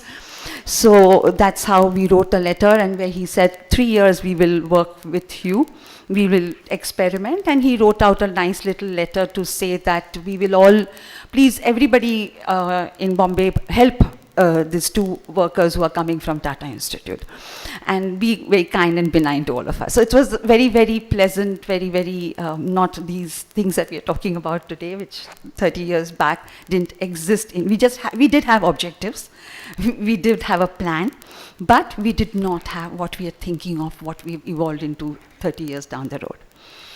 So since 2005, we have a government program now, and this has, when we began again, we thought we were demonstrating for 3 years. We never thought it would come to 140 special cells in Maharashtra, which when we even planned in 2005, rather 3 and 4, we thought of 1 special cell per district. The government scale has made it go to 140, which has changed the whole the horizon of what we are doing in terms of work, because the minute Maharashtra government has accepted it, we had today 4 other states accepting and moving on and taking on the same kind of work. Not the same, similar, tuned to their socio-political reality. And that's very important, that how this evaluation helped to look at that kind of realities too. And we are demonstrating the same kind of work in the next 4 states. And when I say 4 states here, I'm saying that this is a government program of the funded or grants and aid by the government. And that's been our idea. So the structure, as I said, it is 2 trained social workers. We are in the police offices. They're full-time paid workers. Organization development is the responsibility of TISS, police, and the state level monitoring committee, with other NGOs along with it as 2 members, but we are the organizing body and implementing body. And we have everybody has the police infrastructure shared with us for the particular project. When I mean writer, police calls them administrative people. They're writers, people who write, so while they do. So that's why the word writer. Now, which are the key defining interventions of the special cell? Now, these 10 indicators, monitoring indicators, emerged as part of the evaluation study. We were to look at monitoring indicators. We needed to create monitoring indicators, which then could turn into evaluation indicators and then become the evaluation study itself. And this we came to only sometime in early 2000, when we had to do the study, because now we needed to tell the government what we've been saying, but not having any kind of data or proof about. So these are the 10 areas, basically working for non-violence with variety of stakeholders, building support systems for women, engaging police help, working with offering legal aid, providing emotional support and strengthening the psychological self of the woman, development counseling, advocacy for group entitlements, means being part of campaigns and all kinds of other kind of group entitlements for women. Re-establishment for women's relationship with their economic assets, arranging shelter for women, and working with men in the interest of violated women. And when we talk of men, we talk of not the husbands, partners, or only the violators, but we talk of all institutions which have men within them, which allow or do not allow for facilitation of women, violated women. So that's how police, judges, community leaders, and so on and so forth also would be part of that work, because you just don't talk work of institutions, but you work with men within that institution specifically too.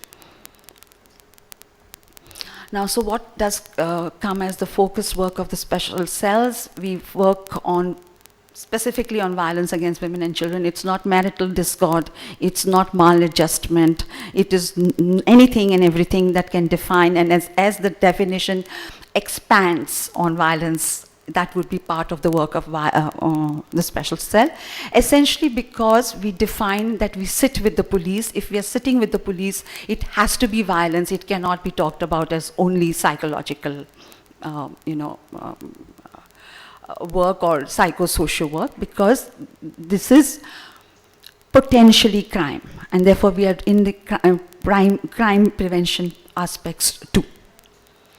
Facilitating spaces for women within the criminal justice system, specifically the police system, working with police at structural and individual level to deal with violence, including training, research, and documentation.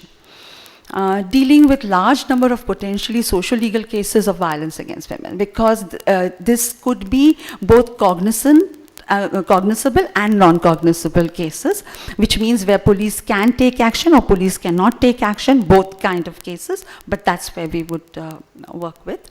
And there might be places where police have taken cognizance, and yet there is a whole lot of work to be done in terms of the social legal work, and that's where we would continue to intervene. And these are full-time trained personnel to deal with violence against women. These are not volunteers, not people who are, because when you're working with formal systems, just volunteers do not add too much value. You need a lot of experience and a lot of confidence for people in formal systems then to acknowledge you and recognize you as somebody who of worth to talk to in themselves. Otherwise, it's quite easily these institutions can, bypass you as people. So, to come back to the evaluation study specifically, we sometimes, as soon as we got this acceptance as the MOU that we will now go into expansion, and this was only after 18 years of work that somebody allowed us to think expansion. And where it was very clearly written that there would be an evaluation after 3 years, and at the end of the 3 years, this would be it then can become a regular administrative measure of the government. It's a very, very, very key, important sentence of the MOU. And that's how we began the work, and we thought we will do evaluation. Meanwhile, the police who were now, we've gone into Maharashtra, it was not only Bombay. So the police wanted us to tell them what will they supervise us for. They were police, we were social workers. How is police going to supervise? How will they become our bosses? How will they know what to do? And therefore, they were very, very keen that we develop these monitoring indicators for them to be able to inspect us in certain, and that thought, I think, was most professional thing that he could have thought of at that particular time. And that's how we began the work of monitoring indicators. Meanwhile, so we had a strategic management exercise and a group which was to think of how to expand, because we were going from 1 and 5 cells to 10 cells. What was the role of the expansion? Then took on the monitoring indicator role, as well as then took on the evaluation role. We had to develop quantitative indicators for qualitative work. We were doing a whole lot of work with individual women on social, emotional, psychological work with individuals, with families, with their communities, with their family members. Now, how do we measure all this qualitative work, which everybody was convinced about, but needed to be turned into numbers for government to be able to accept that? And government means scale, and so we had to develop quantitative indicators for qualitative work, and that was one of our first challenges. Yeah? Today we have a whole lot of things that are already being talked about and thought about. Even Naila Kabir's work, which talks about intervention, tells you of a larger concept, a larger frame, but to make the fine-tune indicators, to be then able to convert them to be able to say that yes, it is effective or not, was very difficult, because success is not what we were going to define, because success would mean we were a big failure because there were more divorces and people moving out of relationships, violent relationships, then getting back together. And that is a success understanding largely in society or families. What happened also is that the social workers themselves found it extremely difficult to be able to say what were they doing and how were they doing that. So that whole exercise of creating the monitoring indicators was one of the roughest exercise I think social workers have ever done in their work. It was easier to deal with violated women, police, government, judges, but to start looking at yourself critically and say what is it that you've been doing and why are you saying that you are so effective was very, very difficult. So to say that the next time after 5 sessions or 5 meetings, you know, on the 5th day, she came with a bright new sari and a gajra in her hair, cannot become a quantitative indicator to be put into how many women wear gajras and came. So if you get what I'm trying to say. So it was becoming extremely difficult, and though I'm making it, you know, funny sounding, it was a real threat to social workers, all of us, to say that we knew that we were convinced about our work, but how do we convince the world, and then how do we create these indicators? And I think this is one of our biggest challenges in terms of how do you create indicators. This, of course, all this also was happening and was a lot more easier because we were at TISS, we were people who was not outsiders, so we were people, faculty who was helping us out, faculty who knew of our work for so long. So they were from different kind of contexts, but in different departments, but they were familiar of the work. So, of course, the strategic was part of the social workers was part of the management exercise group too. So we had the project coordinator, the project director, and a few of the 5 social workers who was a team. So it was an internal team looking at internally, and it therefore even more difficult. Because when somebody from outside comes, all you have to tell them is, you know, do a good show off and feel very happy and satisfied that you did very well. But when you have to look at it yourself, then again. So our objective was to understand the profile of the violated woman who approaches the special cell. Though we've had researchers before, we needed to do this because now this was across districts in Maharashtra, and therefore we wanted to know what was a different profile, if at all, from district and villages that were coming to the special cell. To understand the expectations of the women from the special cell and what were the interventions received by the women, what we said that we do is how it is. The scope of the study was population was to be the women applicants during the year 2003 from 10 special cells supported by UNIFEM. Sources of data, primary source, that means the women clients, a structured interview was created, interview schedule was used, and the secondary source was from the registrars maintained at the special cells by workers was used to draw at the profile of the violated women. And women's interviews were at the special cell, their workplaces or their homes. Or as I will continue to say, in outside many spaces to deal with how women wanted to talk to us. The research team, as I said, and we had, when the whole research design was ready, we did draw on a consultant to then take this on and not ourselves. So then it became, so we had a consultant, 2 investigators, and 2 research assistants through the whole thing. The sample size was 303, approximately 30 women clients from each cell were interviewed, that is 25% of the total referrals during 2003 and per unit. The selection of sample was selected by random method from referrals to each cell. Men's and children's cases were not taken because we were looking only at the women.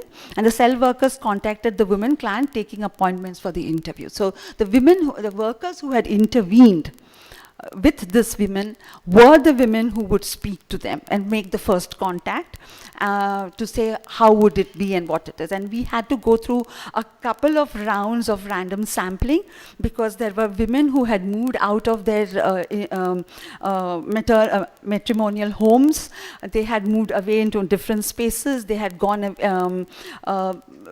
they didn't want to tell us where they were anymore, so they had to change locations, so we didn't have addresses. So this random sampling we had to go through 2 to 3 rounds before we were able to get the number that we needed to for a reasonable study. Now let me tell you the efforts and issues in data collection that took place.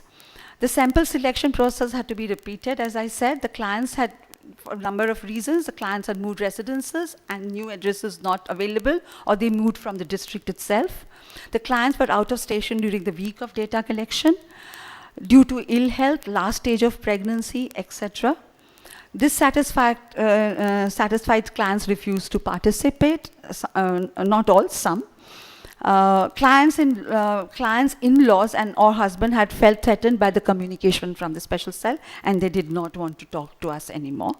And difficulty in talking to women alone, because invariably women always had somebody of so-called what we would like to think hovering around them, so that what kind of data and information is given would be controlled. So what was our results and what is the profile of the woman? She is married, 89% women between the age group of 18 to 34, has completed school, low income, lower middle class, 70%, has had 50% of these women had physical injuries. They had been beaten regularly, that is 50%. She had taken help of parents, had registered non-cognizable offense registration, that is more than 41% of women had already been to the police station. So it's not to say that this is the first time. They've already been there, they're dissatisfied with what has happened to them, and therefore now have asked for further help. So they've already registered NCs. And NCs were not enough at that time, had also gone to caste panchayats for redressal, and she hailed from both urban and city and town. So it's very interesting to understand, which was the first time we realized this, that 45% of the women were from cities and towns, but 30%, and this was the first year of expansion, more than 30% of the women came from villages. So as soon as you set up a system, as soon as you set up a service, women do arrive. So what we like and what people like to create to say violence against women is within homes, and it's not known and it's kept in the four walls of the family. All these are ways to say, let's not even look at that side. And I don't think we need to take this very seriously, and nobody wants to talk about it. And we found in another study that every case of 498A, that is, I don't know if you all know 498A Indian Penal Code, where cruelty is what we talked about, every case in the police, somebody knew about violence. Neighbors, family, friends, relatives, colleagues, somebody knew about it. So it was not that women had never talked about it, and she was so ashamed that she was never going to talk about it, and so on and so forth. So there was always somebody, and therefore this thought that there are no witnesses to violence against women is not really true. Interventions at the special cells have brought changes in her husband's behavior. She thought, women said, more than 47% felt that there was change in behavior. I'm not going to go into every detail because that I have a report in case you want to know as to what were the indicators, what were the changes, and so on that you want, then I will read them out. But in the larger changes, because every table if I go, I might be here for next few days. Decrease in mental health, mental violence, mental harassment, 14%. Physical harassment was more, where we were able to stop that more than the mental harassment, that was 37%. She felt emotionally and mentally strengthened, what you were talking about, confidence, building that particular thought. This is where we said more than 50% women felt very strong after coming here and feeling that they would be able to fight this reality a lot more. Women were satisfied to a large extent. That is about 57% of the women who came said they were very satisfied. 31% said they were to some extent satisfied, and there were 9% who said they were not at all satisfied. So we did have a good number, and the people who said they were not satisfied were essentially where police was not did not use their danda against the man to do what the woman thought should be done. So we had, because of this, coming to almost 88% women saying that some amount of impact and effect was there for having come to the special cell, is the only reason the special cell became a part of the government. So this is what my main benefit for all of us to look at in terms of the issues of violence against women. This was what it was. Let me go quickly on to the reflections on the methodology. And I think this is where the major issues are. All the things that we say about methodology in terms about our rigor, research is rigorous, and that tells you scientifically the best thing, and so on and so forth. And once you are able to do research and then produce your data, then you are saying something of consequence. In violence against women, also you might want to think similarly. But what is it that we needed to continuously take care? We took care in spite of it. This is what we found, and this is what I'm going to say, that the recall of crisis, painful times, difficult memories, emotional pain, loss of memory, confusion, blurred memories, influenced interviews. We do remember that this was not qualitative data, so we were to be able to only do interview schedules. We were not doing in-depth interviews where you could sit, talk, chat, come back. She didn't want you to come back. She didn't want to come back to you. She came because she felt thankful also. There were any number of quotes where the women have said that, what all the workers have done, and so on and so on. And finally, one of them also said, she did everything that she could do for me. But my naseeb was so that I could only get so much out of that in my context. Which means that for the woman, just the sheer service was such an obligation, such a sense of privilege that she had got, that everything else she was ready to let go, even if the worker was not as effective as she would have liked her to be. But the recall of crisis and the painful times, the difficult memories, did not always allow for very, very clear answers. And that's where our difficulty, I will try, if you have questions, then I'll tell you it in that sense. Questions asked were progressively complex. If you remember the objective, there were 3 questions. One was, what is the profile, which was secondary data. Then what were the expectations from thing, which was easy to say, this is what I wanted, this is what I wanted. But when you talk about interventions, so did you feel good coming here? Do you remember that? Did you feel heard? Did you feel liked? Did you feel respected? Did you feel valued? Now, if I have to ask all this, I have to give you contextual illustrations for you to get you that. By the time it becomes more and more complex because you've gone through a whole lot of questions. Finer, what we said in the early session, reiterative, multiple responses to, but women did not answer as much, felt tired, needed tighter and specific questionnaires. Women of few words, they've said, not comprehending the need for this elaborate, unnecessary questions. We look for corroboration, which was not always helpful for women. Okay, so you did reiterative, so that you asked it here this way, the next time you asked it there that way, and she's saying, why are you going on and on? Why are you saying, I said that before? So we're looking for corroboration in methodological terms, but for the woman, you are troubling and trying her sense. And because of the earlier point of crisis, painful times, because that's what she's looking at. She's not looking at, it's not trying to say that, can you recall the first date and the romance that you had with the man that you liked the best, or the woman you liked the best. She's not recalling those memories. She's recalling painful, difficult memories. And that's something which we need to review as to how that's methodologically you're able to how far can you push in a literal sense? A profile of the women, their socio-political environment, what to do is, it's my luck, difficult to understand categories outside their experience and imagination, especially related to self. This confidence, that sense of self is not there. That I is an important concept. Now we are going about asking for it.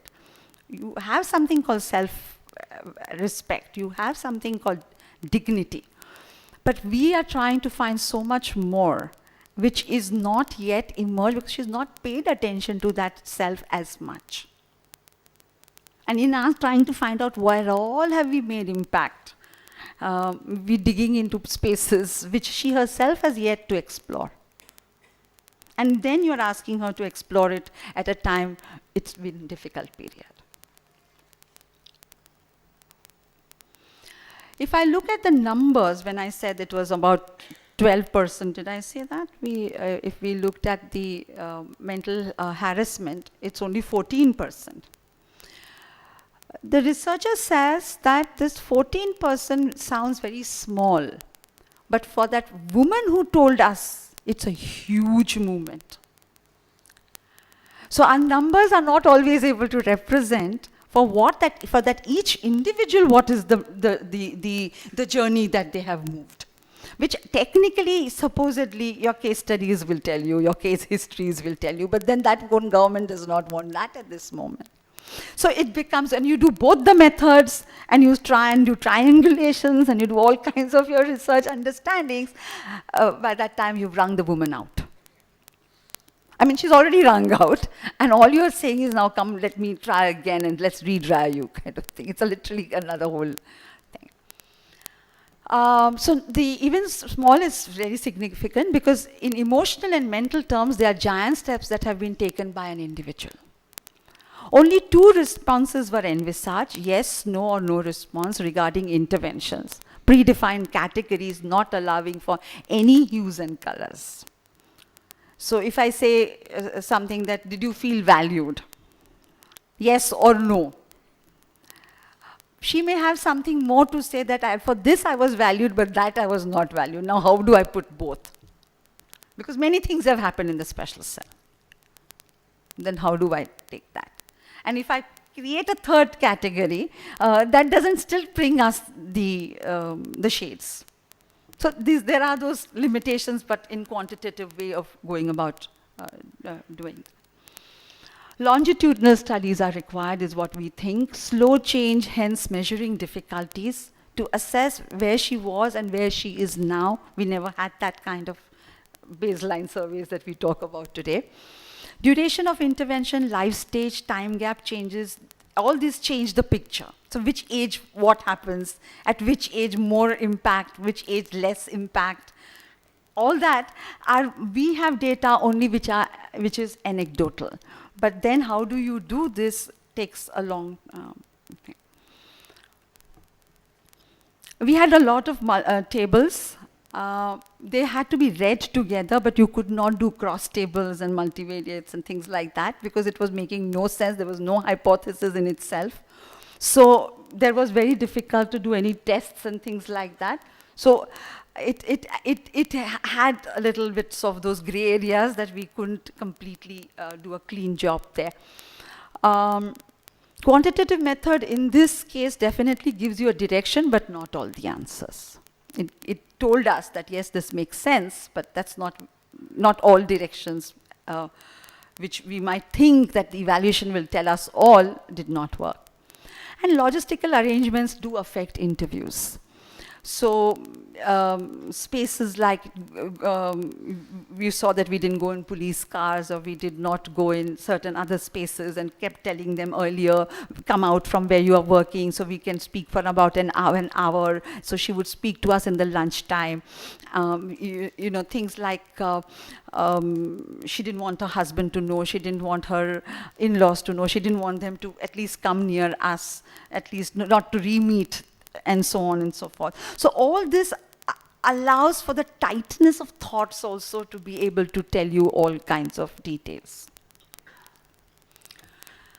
Well, so having done the research, these were some of the gains that we at the special cells had, apart from having the expansion, which was to convince the government that this made sense. For the program itself, what does it do? It built trust. It builds trust with the workers again, communicate respect, perspective building on domestic violence. Helps build trust with the worker to say that, am I more than time up? Oh God, okay. I was happily talking away. Okay, so I'll go quicker.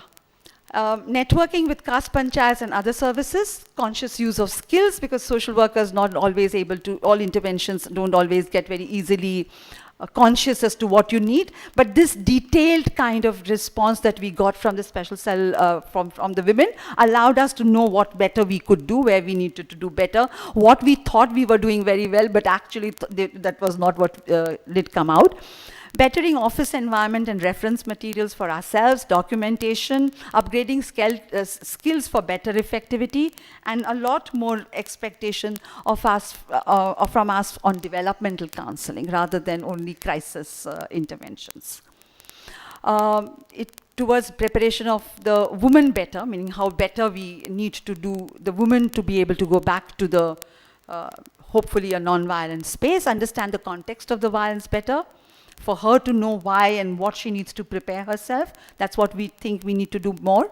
Create documentary evidence for women. Join meetings and groups meetings where women, where this is one of the strategies that we use, and therefore prepare the women better to come into group meetings and be able to confront the aggressors or the violators. Visit to police offices, which though we are in the police system and they have come to us first, without us, they came to us. And yet we need to prepare them better to deal with the police. And long-term inputs is what was required. Some overarching gains, each unit identified their own strengths and gaps in the districts and own space. Affirmation of co-work and the work of the strategic management exercise group.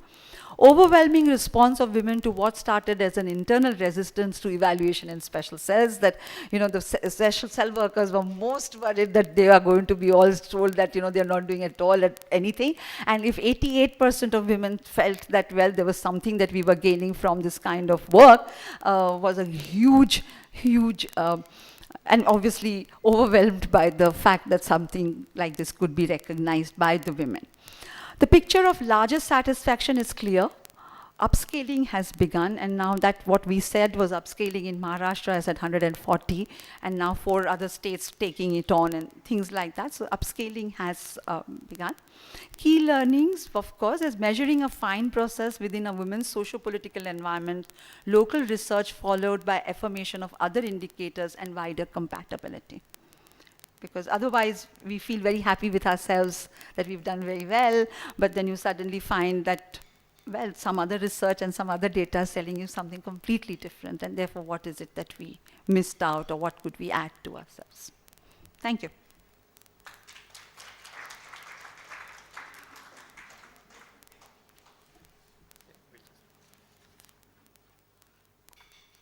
Thank you, Anjali. We can have just 1 or 2 quick questions, and then we can move ahead.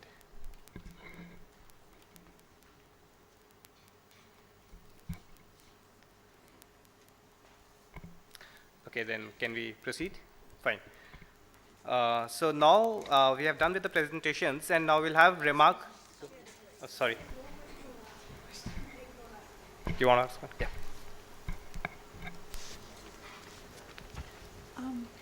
No, I was just wondering, when you look at your work, it's more from individual point of view. When we're talking many of the other examples, it's more community-based that the approaches.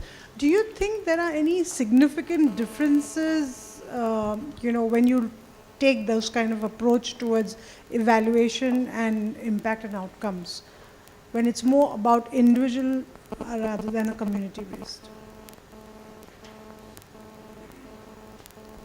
If you're talking about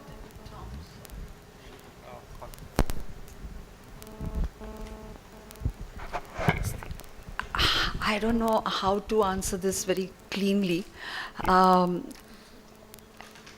As far as data collection, I can understand if we were to talking about it in preventive context and the remedial context, but not as in a community context or in an individual context, because at the end of the day, when you do methodologically, you do talk to individuals, either way.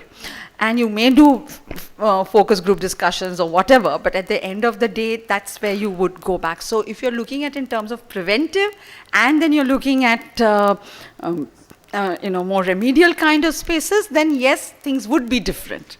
Because here, you are not saying that this is potential for violence against women, and therefore how you're going to go about dealing with it, and therefore what are the kind of programs and campaigns and things like that you're doing. While here, violence has occurred, and now you're going to look at, so obviously there would be difference. So it's a response to the act of violence that has already taken place, and then you're doing. So if you look at it from preventive and, you know, this then is obviously there will be a difference. Yeah? Is there anything else?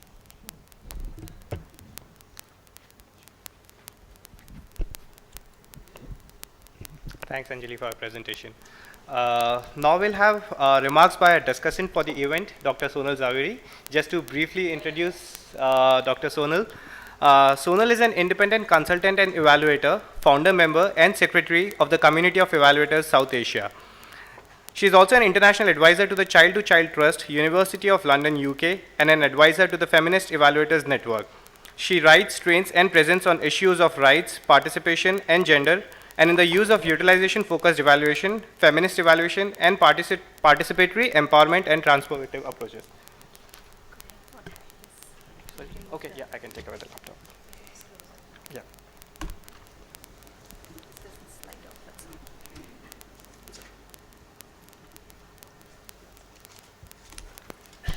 Thank you very much, and I'd like to appreciate the audience that has sat through these wonderful presentations. I'd like to appreciate the collaborative effort that CLEAR, Community of Evaluators, UN Women, DASRA, they've taken a lot of effort to get this event together. And I would particularly like to appreciate that we have moved out of Delhi and we brought the roundtable to Mumbai. And I hope that you're going to have more traveling monitoring and evaluation roundtables, because it provides an opportunity for many thinkers, evaluators, implementers to share in a discourse which is of such importance to all of us. I'm just going to make a few broad remarks as a discussant, and I'm sure there are other questions that you would like to ask at the end of what I'm going to say. And it's going to be a bit difficult because we had such three fabulous presentations of a varied nature. We had Anju and Shrijna talking to us about an anti-human trafficking program, the complexity of it, getting various stakeholders, and how difficult it is to actually try to measure what is happening in each of these different sectors, stakeholders, and the intersectionalities of all of this. We also heard from Anjali about the evolution of women's cells, and it was a fascinating journey for me, because when I was a student at Tata Institute, this was really one of those issues in the forefront, and it was really path-breaking to get social workers to be sitting in the police cells and to talk about issues of violence, which was considered in that something that, oh, this is ghar ka mamla hai, this is not what we get into. So I really enjoyed that discussion, and particularly the difficulty in measuring impact. And I think, and I really like the way the reflections came of what worked during the evaluative process itself, what we were able to understand from the evaluation and what we were not able to, and what we were able to report and what we could not report, and yet it was of such great importance because policymakers and decision makers do not value that sort of knowledge. And Priya talked a great deal about difficulties in trying to understand how to measure empowerment. And I know that they're grappling with these issues, and I, for one, am looking forward to getting more details about this once the project goes on. And particularly, we are trying to look at those sort of measures that you can go across various contexts, at the same time be context specific. I wanted to start actually talking about gender evaluation and violence, which is the theme of our roundtable in the backdrop of what Mumbai is. And I wanted to come back to the violence that has shaken Mumbai with the Shakti Mills rape case that took place and the recent judgments, the death sentence that was given to these perpetrators. We see a tremendous cry for public accountability. But I would like you to think as implementers, researchers, and evaluators, to look beyond that law and order issue, to look beyond certain projects and outputs and achievements and activities, and to think about what is it that we can seize the opportunity for. Can we look at broadening the discourse of violence and gender and looking more deeply into the social cleavages, the inequities, the gender imbalances, and how do we address these issues, and can we broaden that discourse so that we are able to provide a sort of a momentum and for our community, as well as those who make important decisions and policymakers, to take cognizance of what we are trying to say. We also have now a very politically charged environment. When you're talking about gender, we have our elections in Mumbai, just 2 days hence, and I just wanted to quote from politicians you have probably heard on the media, on the television.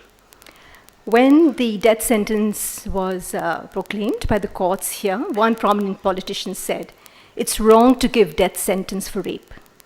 Ladkon se galti ho jati hai, boys make mistakes, and if we come to power, we will change the law." And then closer to home in Maharashtra, we had another prominent politician, and he felt fit to give a religious twist to the whole concept of rape. And he said rape is punishable by hanging. But here nothing happens to women, only to men. Even the woman is guilty. And he goes on to say that girls complain when they're touched and they complain when they're not touched. And he says it becomes such a problem because, and I quote, "the man's honor is ruined in this." I'm quoting this because I want to state that whenever we talk about empowerment, violence, gender imbalances, we have to talk about it in this wider social context in which it is surviving, in which it's being perpetrated. This ecosystem where the violence is in the black box of the family that Anjali was talking about, or whether it's in the public spaces or in the trafficking and so on. And we also know of the very, very low priority that's been given to anti-trafficking.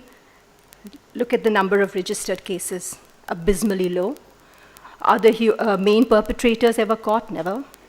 It's a high profit and a literally low risk transaction. Whether we talk of rape or domestic violence, whatever is reported is just the tip of that iceberg. And so all the three presentations that we're talking today were trying and grappling with this whole idea of how do we measure change when we are putting our efforts and our interventions in place. How do we do it? Is it just the numbers, or can we do something more than that? And so whether we talk about prevention of trafficking, empowerment, or whatever it is, this is something that we need to look at. And so I'd like to ask, as evaluators and researchers, what is our choice? What is the choice of the evaluation framework or tradition that we would like to use when we discuss issues of empowerment and violence and trafficking and these gender imbalances? Should we use a positivist approach, which is a neutrality, where we say that we are very scientific and we have our, external ideas and standards, and we try to use them in the best way possible, devoid of any ideologies, very objective? Is that the best way for us to address gender, violence, and empowerment? That's a question that we need to ask ourselves. Or is it important for us to take a position? Can we take a position as evaluators and say that evaluation, after all, whatever finding you produce, is going to be political? And what do we call a good evaluation? A good engendered evaluation should, in fact, be talking about inclusion and inequities and intersectionalities, and it should be transformative in what it's trying to achieve. So why can we not take a position like that as evaluators, researchers, and implementers when we are grappling with these very complex issues? Priya did mention a bit about the evaluation frameworks. Batliwala and Pittman have done a very interesting analysis of these frameworks. And as I said, Priya did mention that. And what they did was they divided the prevalent frameworks into two binaries. One they call the causal and the other's contributory. So the causal is all the very logical framework, the results, what have we achieved, we've start from here and we end up there. Something that we are extremely familiar with, and many of our policymakers are also. And then we have the contributory ones, where we talk about, most of our participatory methodologies that we use come from that, or outcome mapping and so on. And so here we have, that's more, trying to get the voices of people from where the interventions are being held and so on. But what Batliwala says that's really important is that gender analysis frameworks have always borrowed from both these traditions. That's nothing new. We have moved from quantitative to qualitative to the causal to more participatory approaches. So that's nothing new that we are talking about.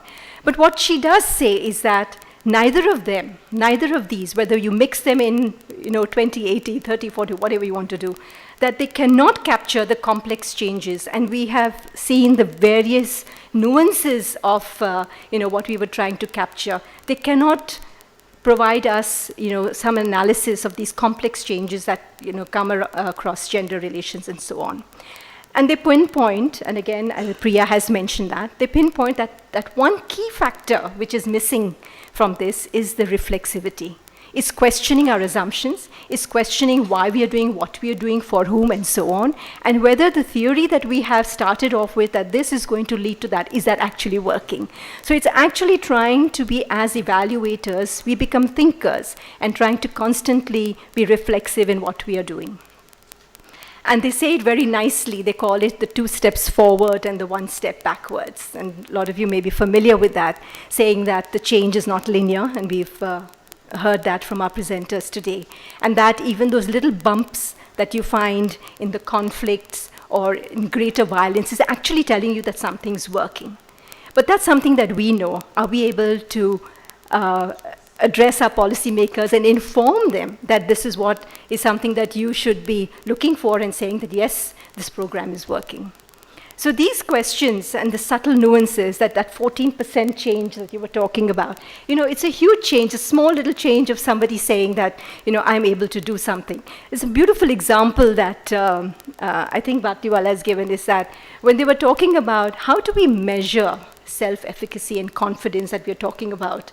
And when they were going and asking the women, how should we do it? So the women said, can the woman raise her eyes and look straight at a person of authority? And for them, that was an indicator and a measure of empowerment. I think what I'm trying to say is that all of these discussions I'm talking about is actually leading me to saying that this is a feminist approach to evaluation, and again, Priya talked about it.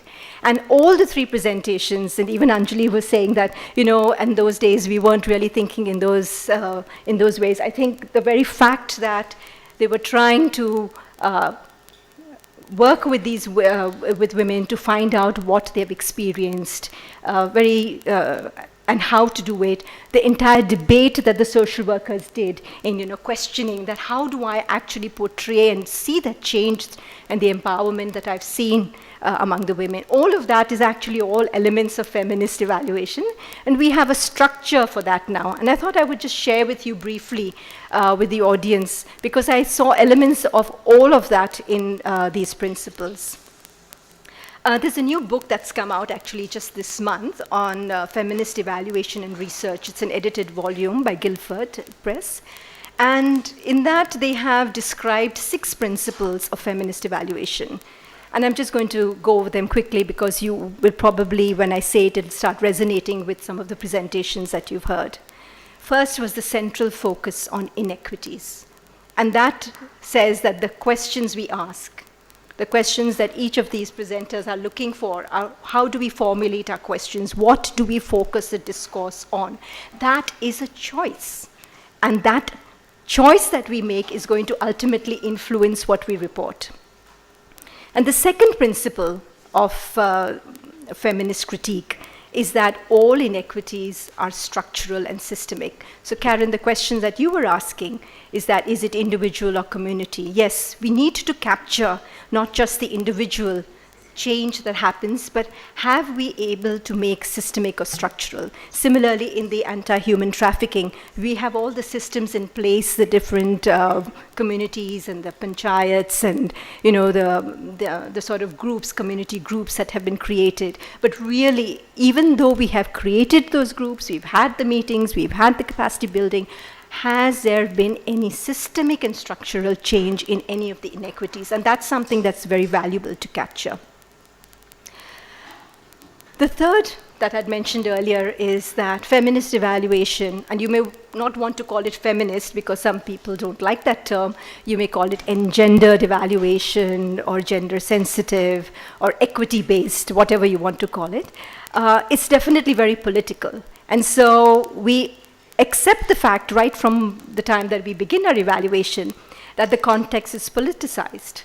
And I talked to you about how politicians and the socioeconomic and the political environment is. It is definitely charged, and we need to take the bull by its horns and talk about it. And we also recognize that we as evaluators are also political. We are bringing our own values, our own experiences into the arena of evaluation. And that's not a bad thing, because we are not talking about a position of neutrality. We are talking from a position where we say that we need to address inequities, and this is how we are going to do it. It's very interesting that of the 6 principles or ideas of feminist evaluation, 3 of them, 3, are devoted only to knowledge. And so we have, as the 4th principle, that now knowledge is a powerful resource, and that the purpose of knowledge is both explicit and implicit. And we need to be very careful of what is that implicit purpose for which the knowledge is going to be used. So you may have very powerful stakeholders who take the findings of an evaluation report but actually do nothing about it, because their implicit purpose was to just have a checkbox, evaluation's done, project is over, I've got my accountability, and I'm done with this. We also need to look at, as in terms of knowledge, that who is this knowledge for? And so the holder of that knowledge is the creator of that knowledge. And so here we go back to from the persons and the people from whom we have collected our data, because we often forget that when it comes to the findings, that we need to share it. And how do we share it? Then, of course, we have questions around that. And in this particular, I really like this particular principle because it's something that Anjali was talking about, that the evaluation experience itself affects people. And it affects people in many ways, not always positively. And I think as evaluators who want to use feminist evaluation approaches have to be very cognizant of it. So the whole question of tightening the questionnaires, or the women not being able to recall, it's not easy to talk about trauma, and any sort of violence we discuss, it's going to be difficult. And the last one is about knowing, that there are multiple ways of knowing. That's the last principle of feminist evaluation, and that some are more privileged than others. So here we talked about, that policymakers want numbers, so we give them numbers, and how do we convey the findings to, say, a non-literate audience? So we talk about multiple ways of knowing, but what I wanted to particularly emphasize here is that we often do not give enough credence to the lived realities of women. We are so caught up in our outputs and activities. What is that lived reality of women? Why do we relegate it to a case study? Why cannot we use, as some of us said, to use these qualitative methods, convert them in a process where you can have it, say, more quantitatively or more palatable to policymakers? But why should we ignore the lived realities of women and not put it center stage in the evaluations that we do? So this brings me briefly to a discussion on measurement. So, of course, we have to evaluate our objectives because that's what we are expected to do, that's what the money has come in for. But I would say that if we are using a feminist lens or an equity-based lens, we are going to ask ourselves, did these objectives ultimately make a difference? You may have got your outputs, you may have got your outcomes, but there may have been little difference. And that takes us back to the structural and systemic, the various complexities that are present whenever we talk about gender and violence. So we not only ask whether we have made a difference, say, in the lives of women, but we need to go one step further and ask, who did they privilege? Because in any project you do, there will be some women who will be privileged, even the most marginalized, and there will be some who will not. And so that feminist lens needs to reach out to those who have not been reached at all. And what are the changes in the power differentials that have taken place? And we've heard that from all of our speakers. We've also heard about what we value, we measure. Right? So if we take a certain stance in ideology, what we value, we are going to measure that. But it's very important because what we measure is what we report. And what we report is going to influence that discourse and the policies. So in a sense, taking a stand is actually useful when we are talking about gender and violence. We especially want to ensure that the voices of the excluded are heard. And so we want to measure agency at the individual level, as some have questioned, about their aspirations and their self-confidence and so on. But we also want to measure the structures, the community norms, whatever the policies and so on, which are conditioning the choices. They influence the choices that are being made. And so we need to look at the local governance and the justice systems that was talked about in the projects. And we also want to talk about the relationships because ultimately it also is at an individual level. So the power relationships that exist, they ultimately will always have to be negotiated. So no road to empowerment goes without any negotiation. So we need to address that as well in our measurements. I'd like to just say that of all that we've talked about measurement of change and how important it is and how we can do it and what methods and tools and so on, it's absolutely useless if we cannot use it, if we cannot use what we have learned or what we have found. we can say that, use happens, but we know it doesn't. It doesn't happen automatically. And for us, dissemination is a byword for use. So we say, fine, we've disseminated the findings, we invite people, and we talk about it, and we assume that somehow, miraculously, it's going to find its way into policies and programs and changes in interventions. So I think we need to be a little bit serious about when we are taking all of these efforts and trying to bring these voices up to the mainstream discourse, to pay a little more attention on what is use. And there is a very good framework for that, which has been developed by Michael Patton. It's called the Utilization Focused Evaluation. And he talks about 12 steps on how to go about it. In his latest book, he's expanded to 17, but I like the 12 steps. And what he does say is that right from the start, not at the end, right from the start, you need to identify who are your users and what are they going to use these findings for. What are those key questions that we need to address?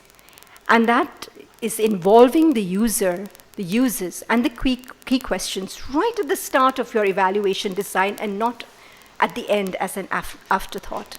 And overlaying the use-based evaluation over the feminist lens provides us an opportunity to influence the wider social discourse, which is what we ultimately do want to do.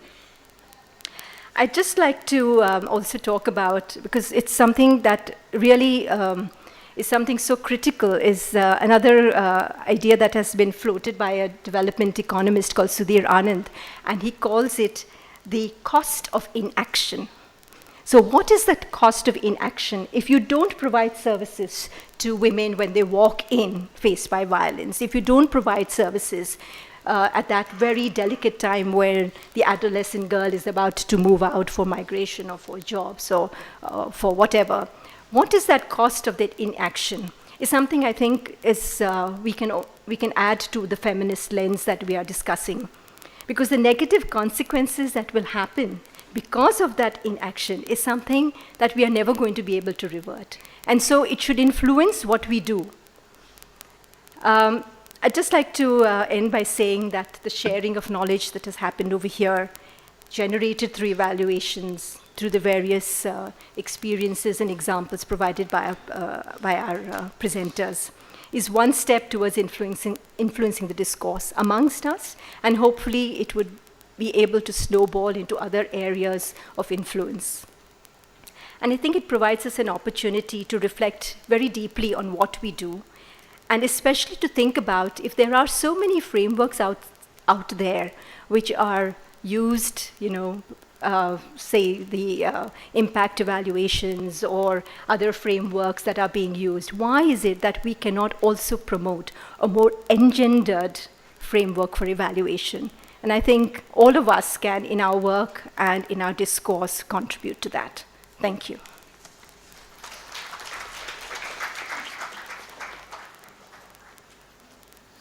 Thanks, Sonal, for summarizing it so beautifully.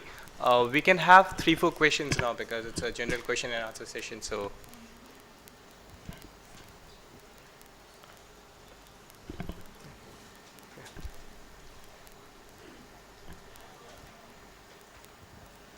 Sonal, that was lovely.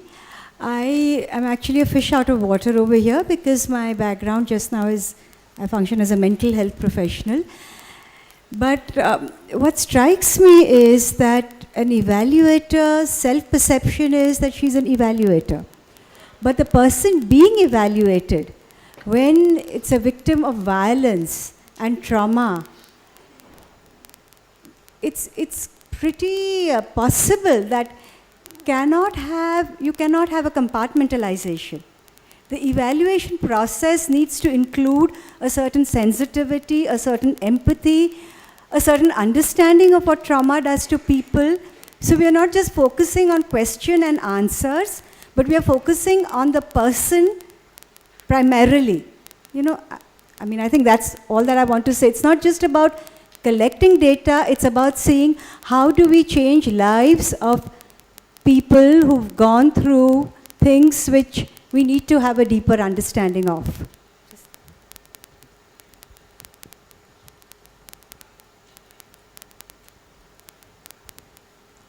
So my name's Havuvi. I'm actually thinking about how we write up what we find. And I'm with the feeling that we also have to be a little bit humble about how we write, because not everything changes every time we do an intervention. And this is especially true when we write up case stories and things like that, because there's a tendency to want to put everything into that case story and make it out to be the model of something. But the real person's life was not that, and the real person's experience was not that. And I also think that, there's a certain responsibility we have as people who believe in a certain kind of approach to gender and understanding of gender. There's a certain kind of responsibility that we have to write about the small things that happen and to make sure that people understand that the small things are big things. Otherwise, all of us are trying to get to that big thing at the end, and the real change is getting missed out on, and we're also doing a huge disservice to the larger debate on gender equity. So I've just been thinking about that, so I thought I'll share it.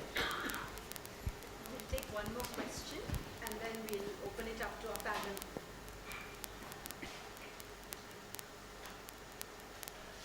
Can I sort of, even though I'm sitting on this side of the table, can I ask a question going that side?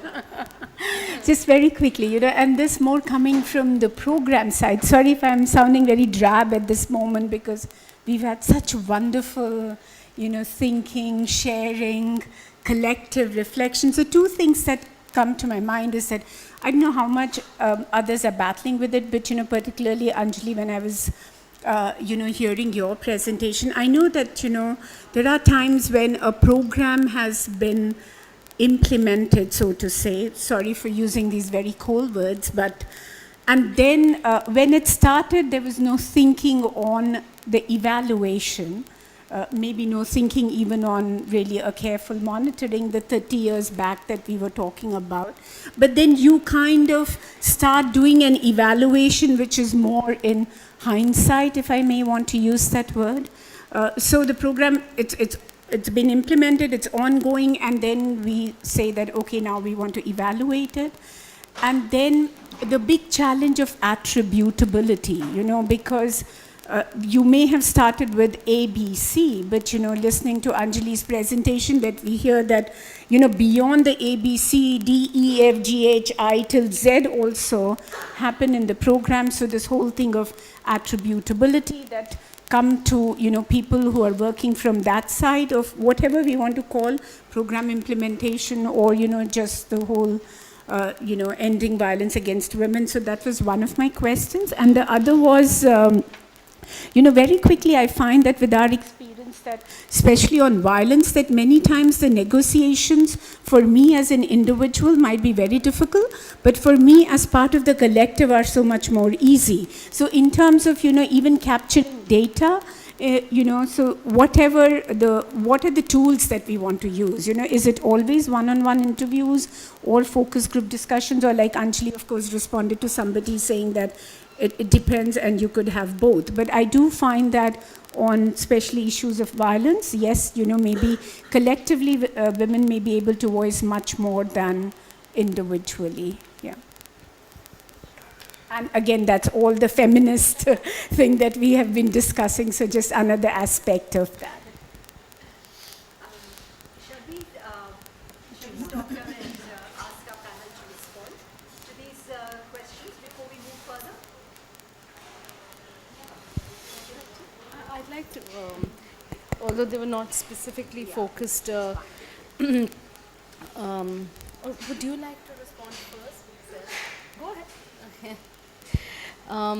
I think that, there was an individual who asked about the fact at the back that evaluations per se, the very act of questioning around an experience about a lived reality that might be painful, creates a lot of trauma for the individual. And I think the question was, what I heard was maybe this kind of sense of being extractive about taking data, and not so much really about the compassion or the sensitivity to the context. And I would say really, a good evaluation should recognize and not be complacent about the experience in the context of what you're doing. And in fact, in the area of gender-based violence, there's been decades of research, and WHO, Mary Ellsberg, Laurie Heisey, they've created a framework about how do you really even engage or begin to collect data on these issues, and it should not be done in a trivial manner. The kind of ethics and around the collection of data are very, very important. The kind of training of your investigators, the counseling and the support you provide, not just with the women, but also for your investigators when you're exploring the issues of violence, because when you really kind of raise that level of pain or experience that women have gone through, it's also very fatiguing and emotional for investigators, and there's a lot of investigator fatigue around these issues. So I think we've learned a lot around the area of violence research, and anybody who's getting into any of these areas which are deeply sensitive, whether it's child sexual abuse, violence, whatever it might be, or it might be some other sensitivity, caste issues in another context, I think there are ways of really being very ethical and responsible, and often we kind of trivialize this, the whole process of what an informed consent form should be. We just trivialize that process, but what really is an informed consent? How do you read it? What should be in it? How do you train your investigators to read it? How seriously you take it in terms of your quality assurance for research? These are very important issues. So I wanted to emphasize that. I'm sure others will emphasize other pieces of it. And I do think that sometimes one of the things that you said, what I also felt was that sometimes I feel like in every project, everybody feels a need to collect the same data. So for example, do we need more data on prevalence of violence? Do we really need that? Because there's been the multi-country studies, there's the NFHS, there are other studies. So in fact, I think the sensitivity would come in that if you're really going to go deeper into the space of women's lived experiences of violence, do we need a lot of quantitative data with a large sample size to calculate prevalence against, or are there things additional that we don't know that we can add and contribute to data? So you're not causing a lot of, you're not really causing lots of women to go through a lot of this experience to just create another point estimate that might be important for your study or your publication. I think those are questions that we have to ask ourselves as evaluators. I also want to say that many of us are not evaluators. Like I'm a social science researcher and I do evaluations.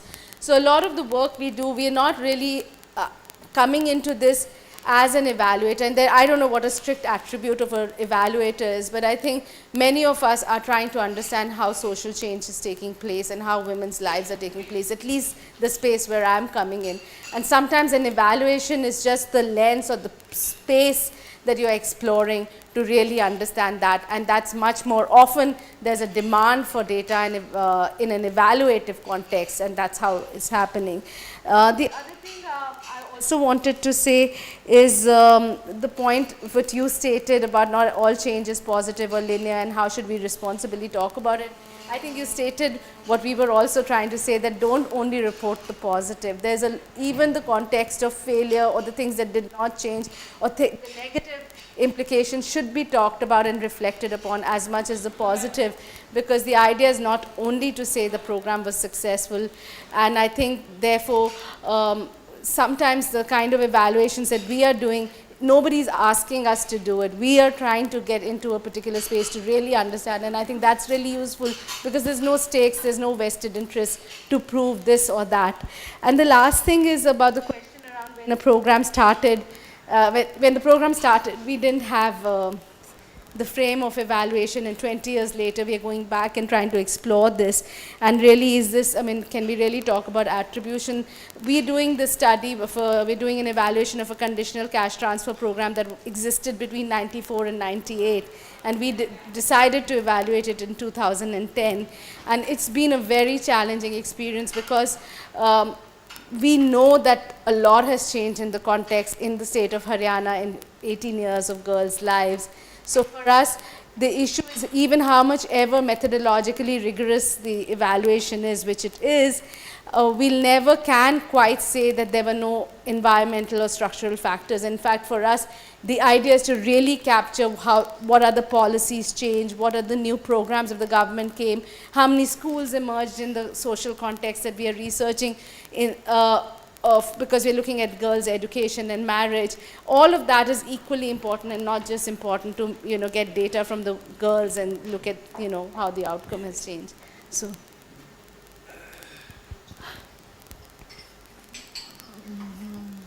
Okay.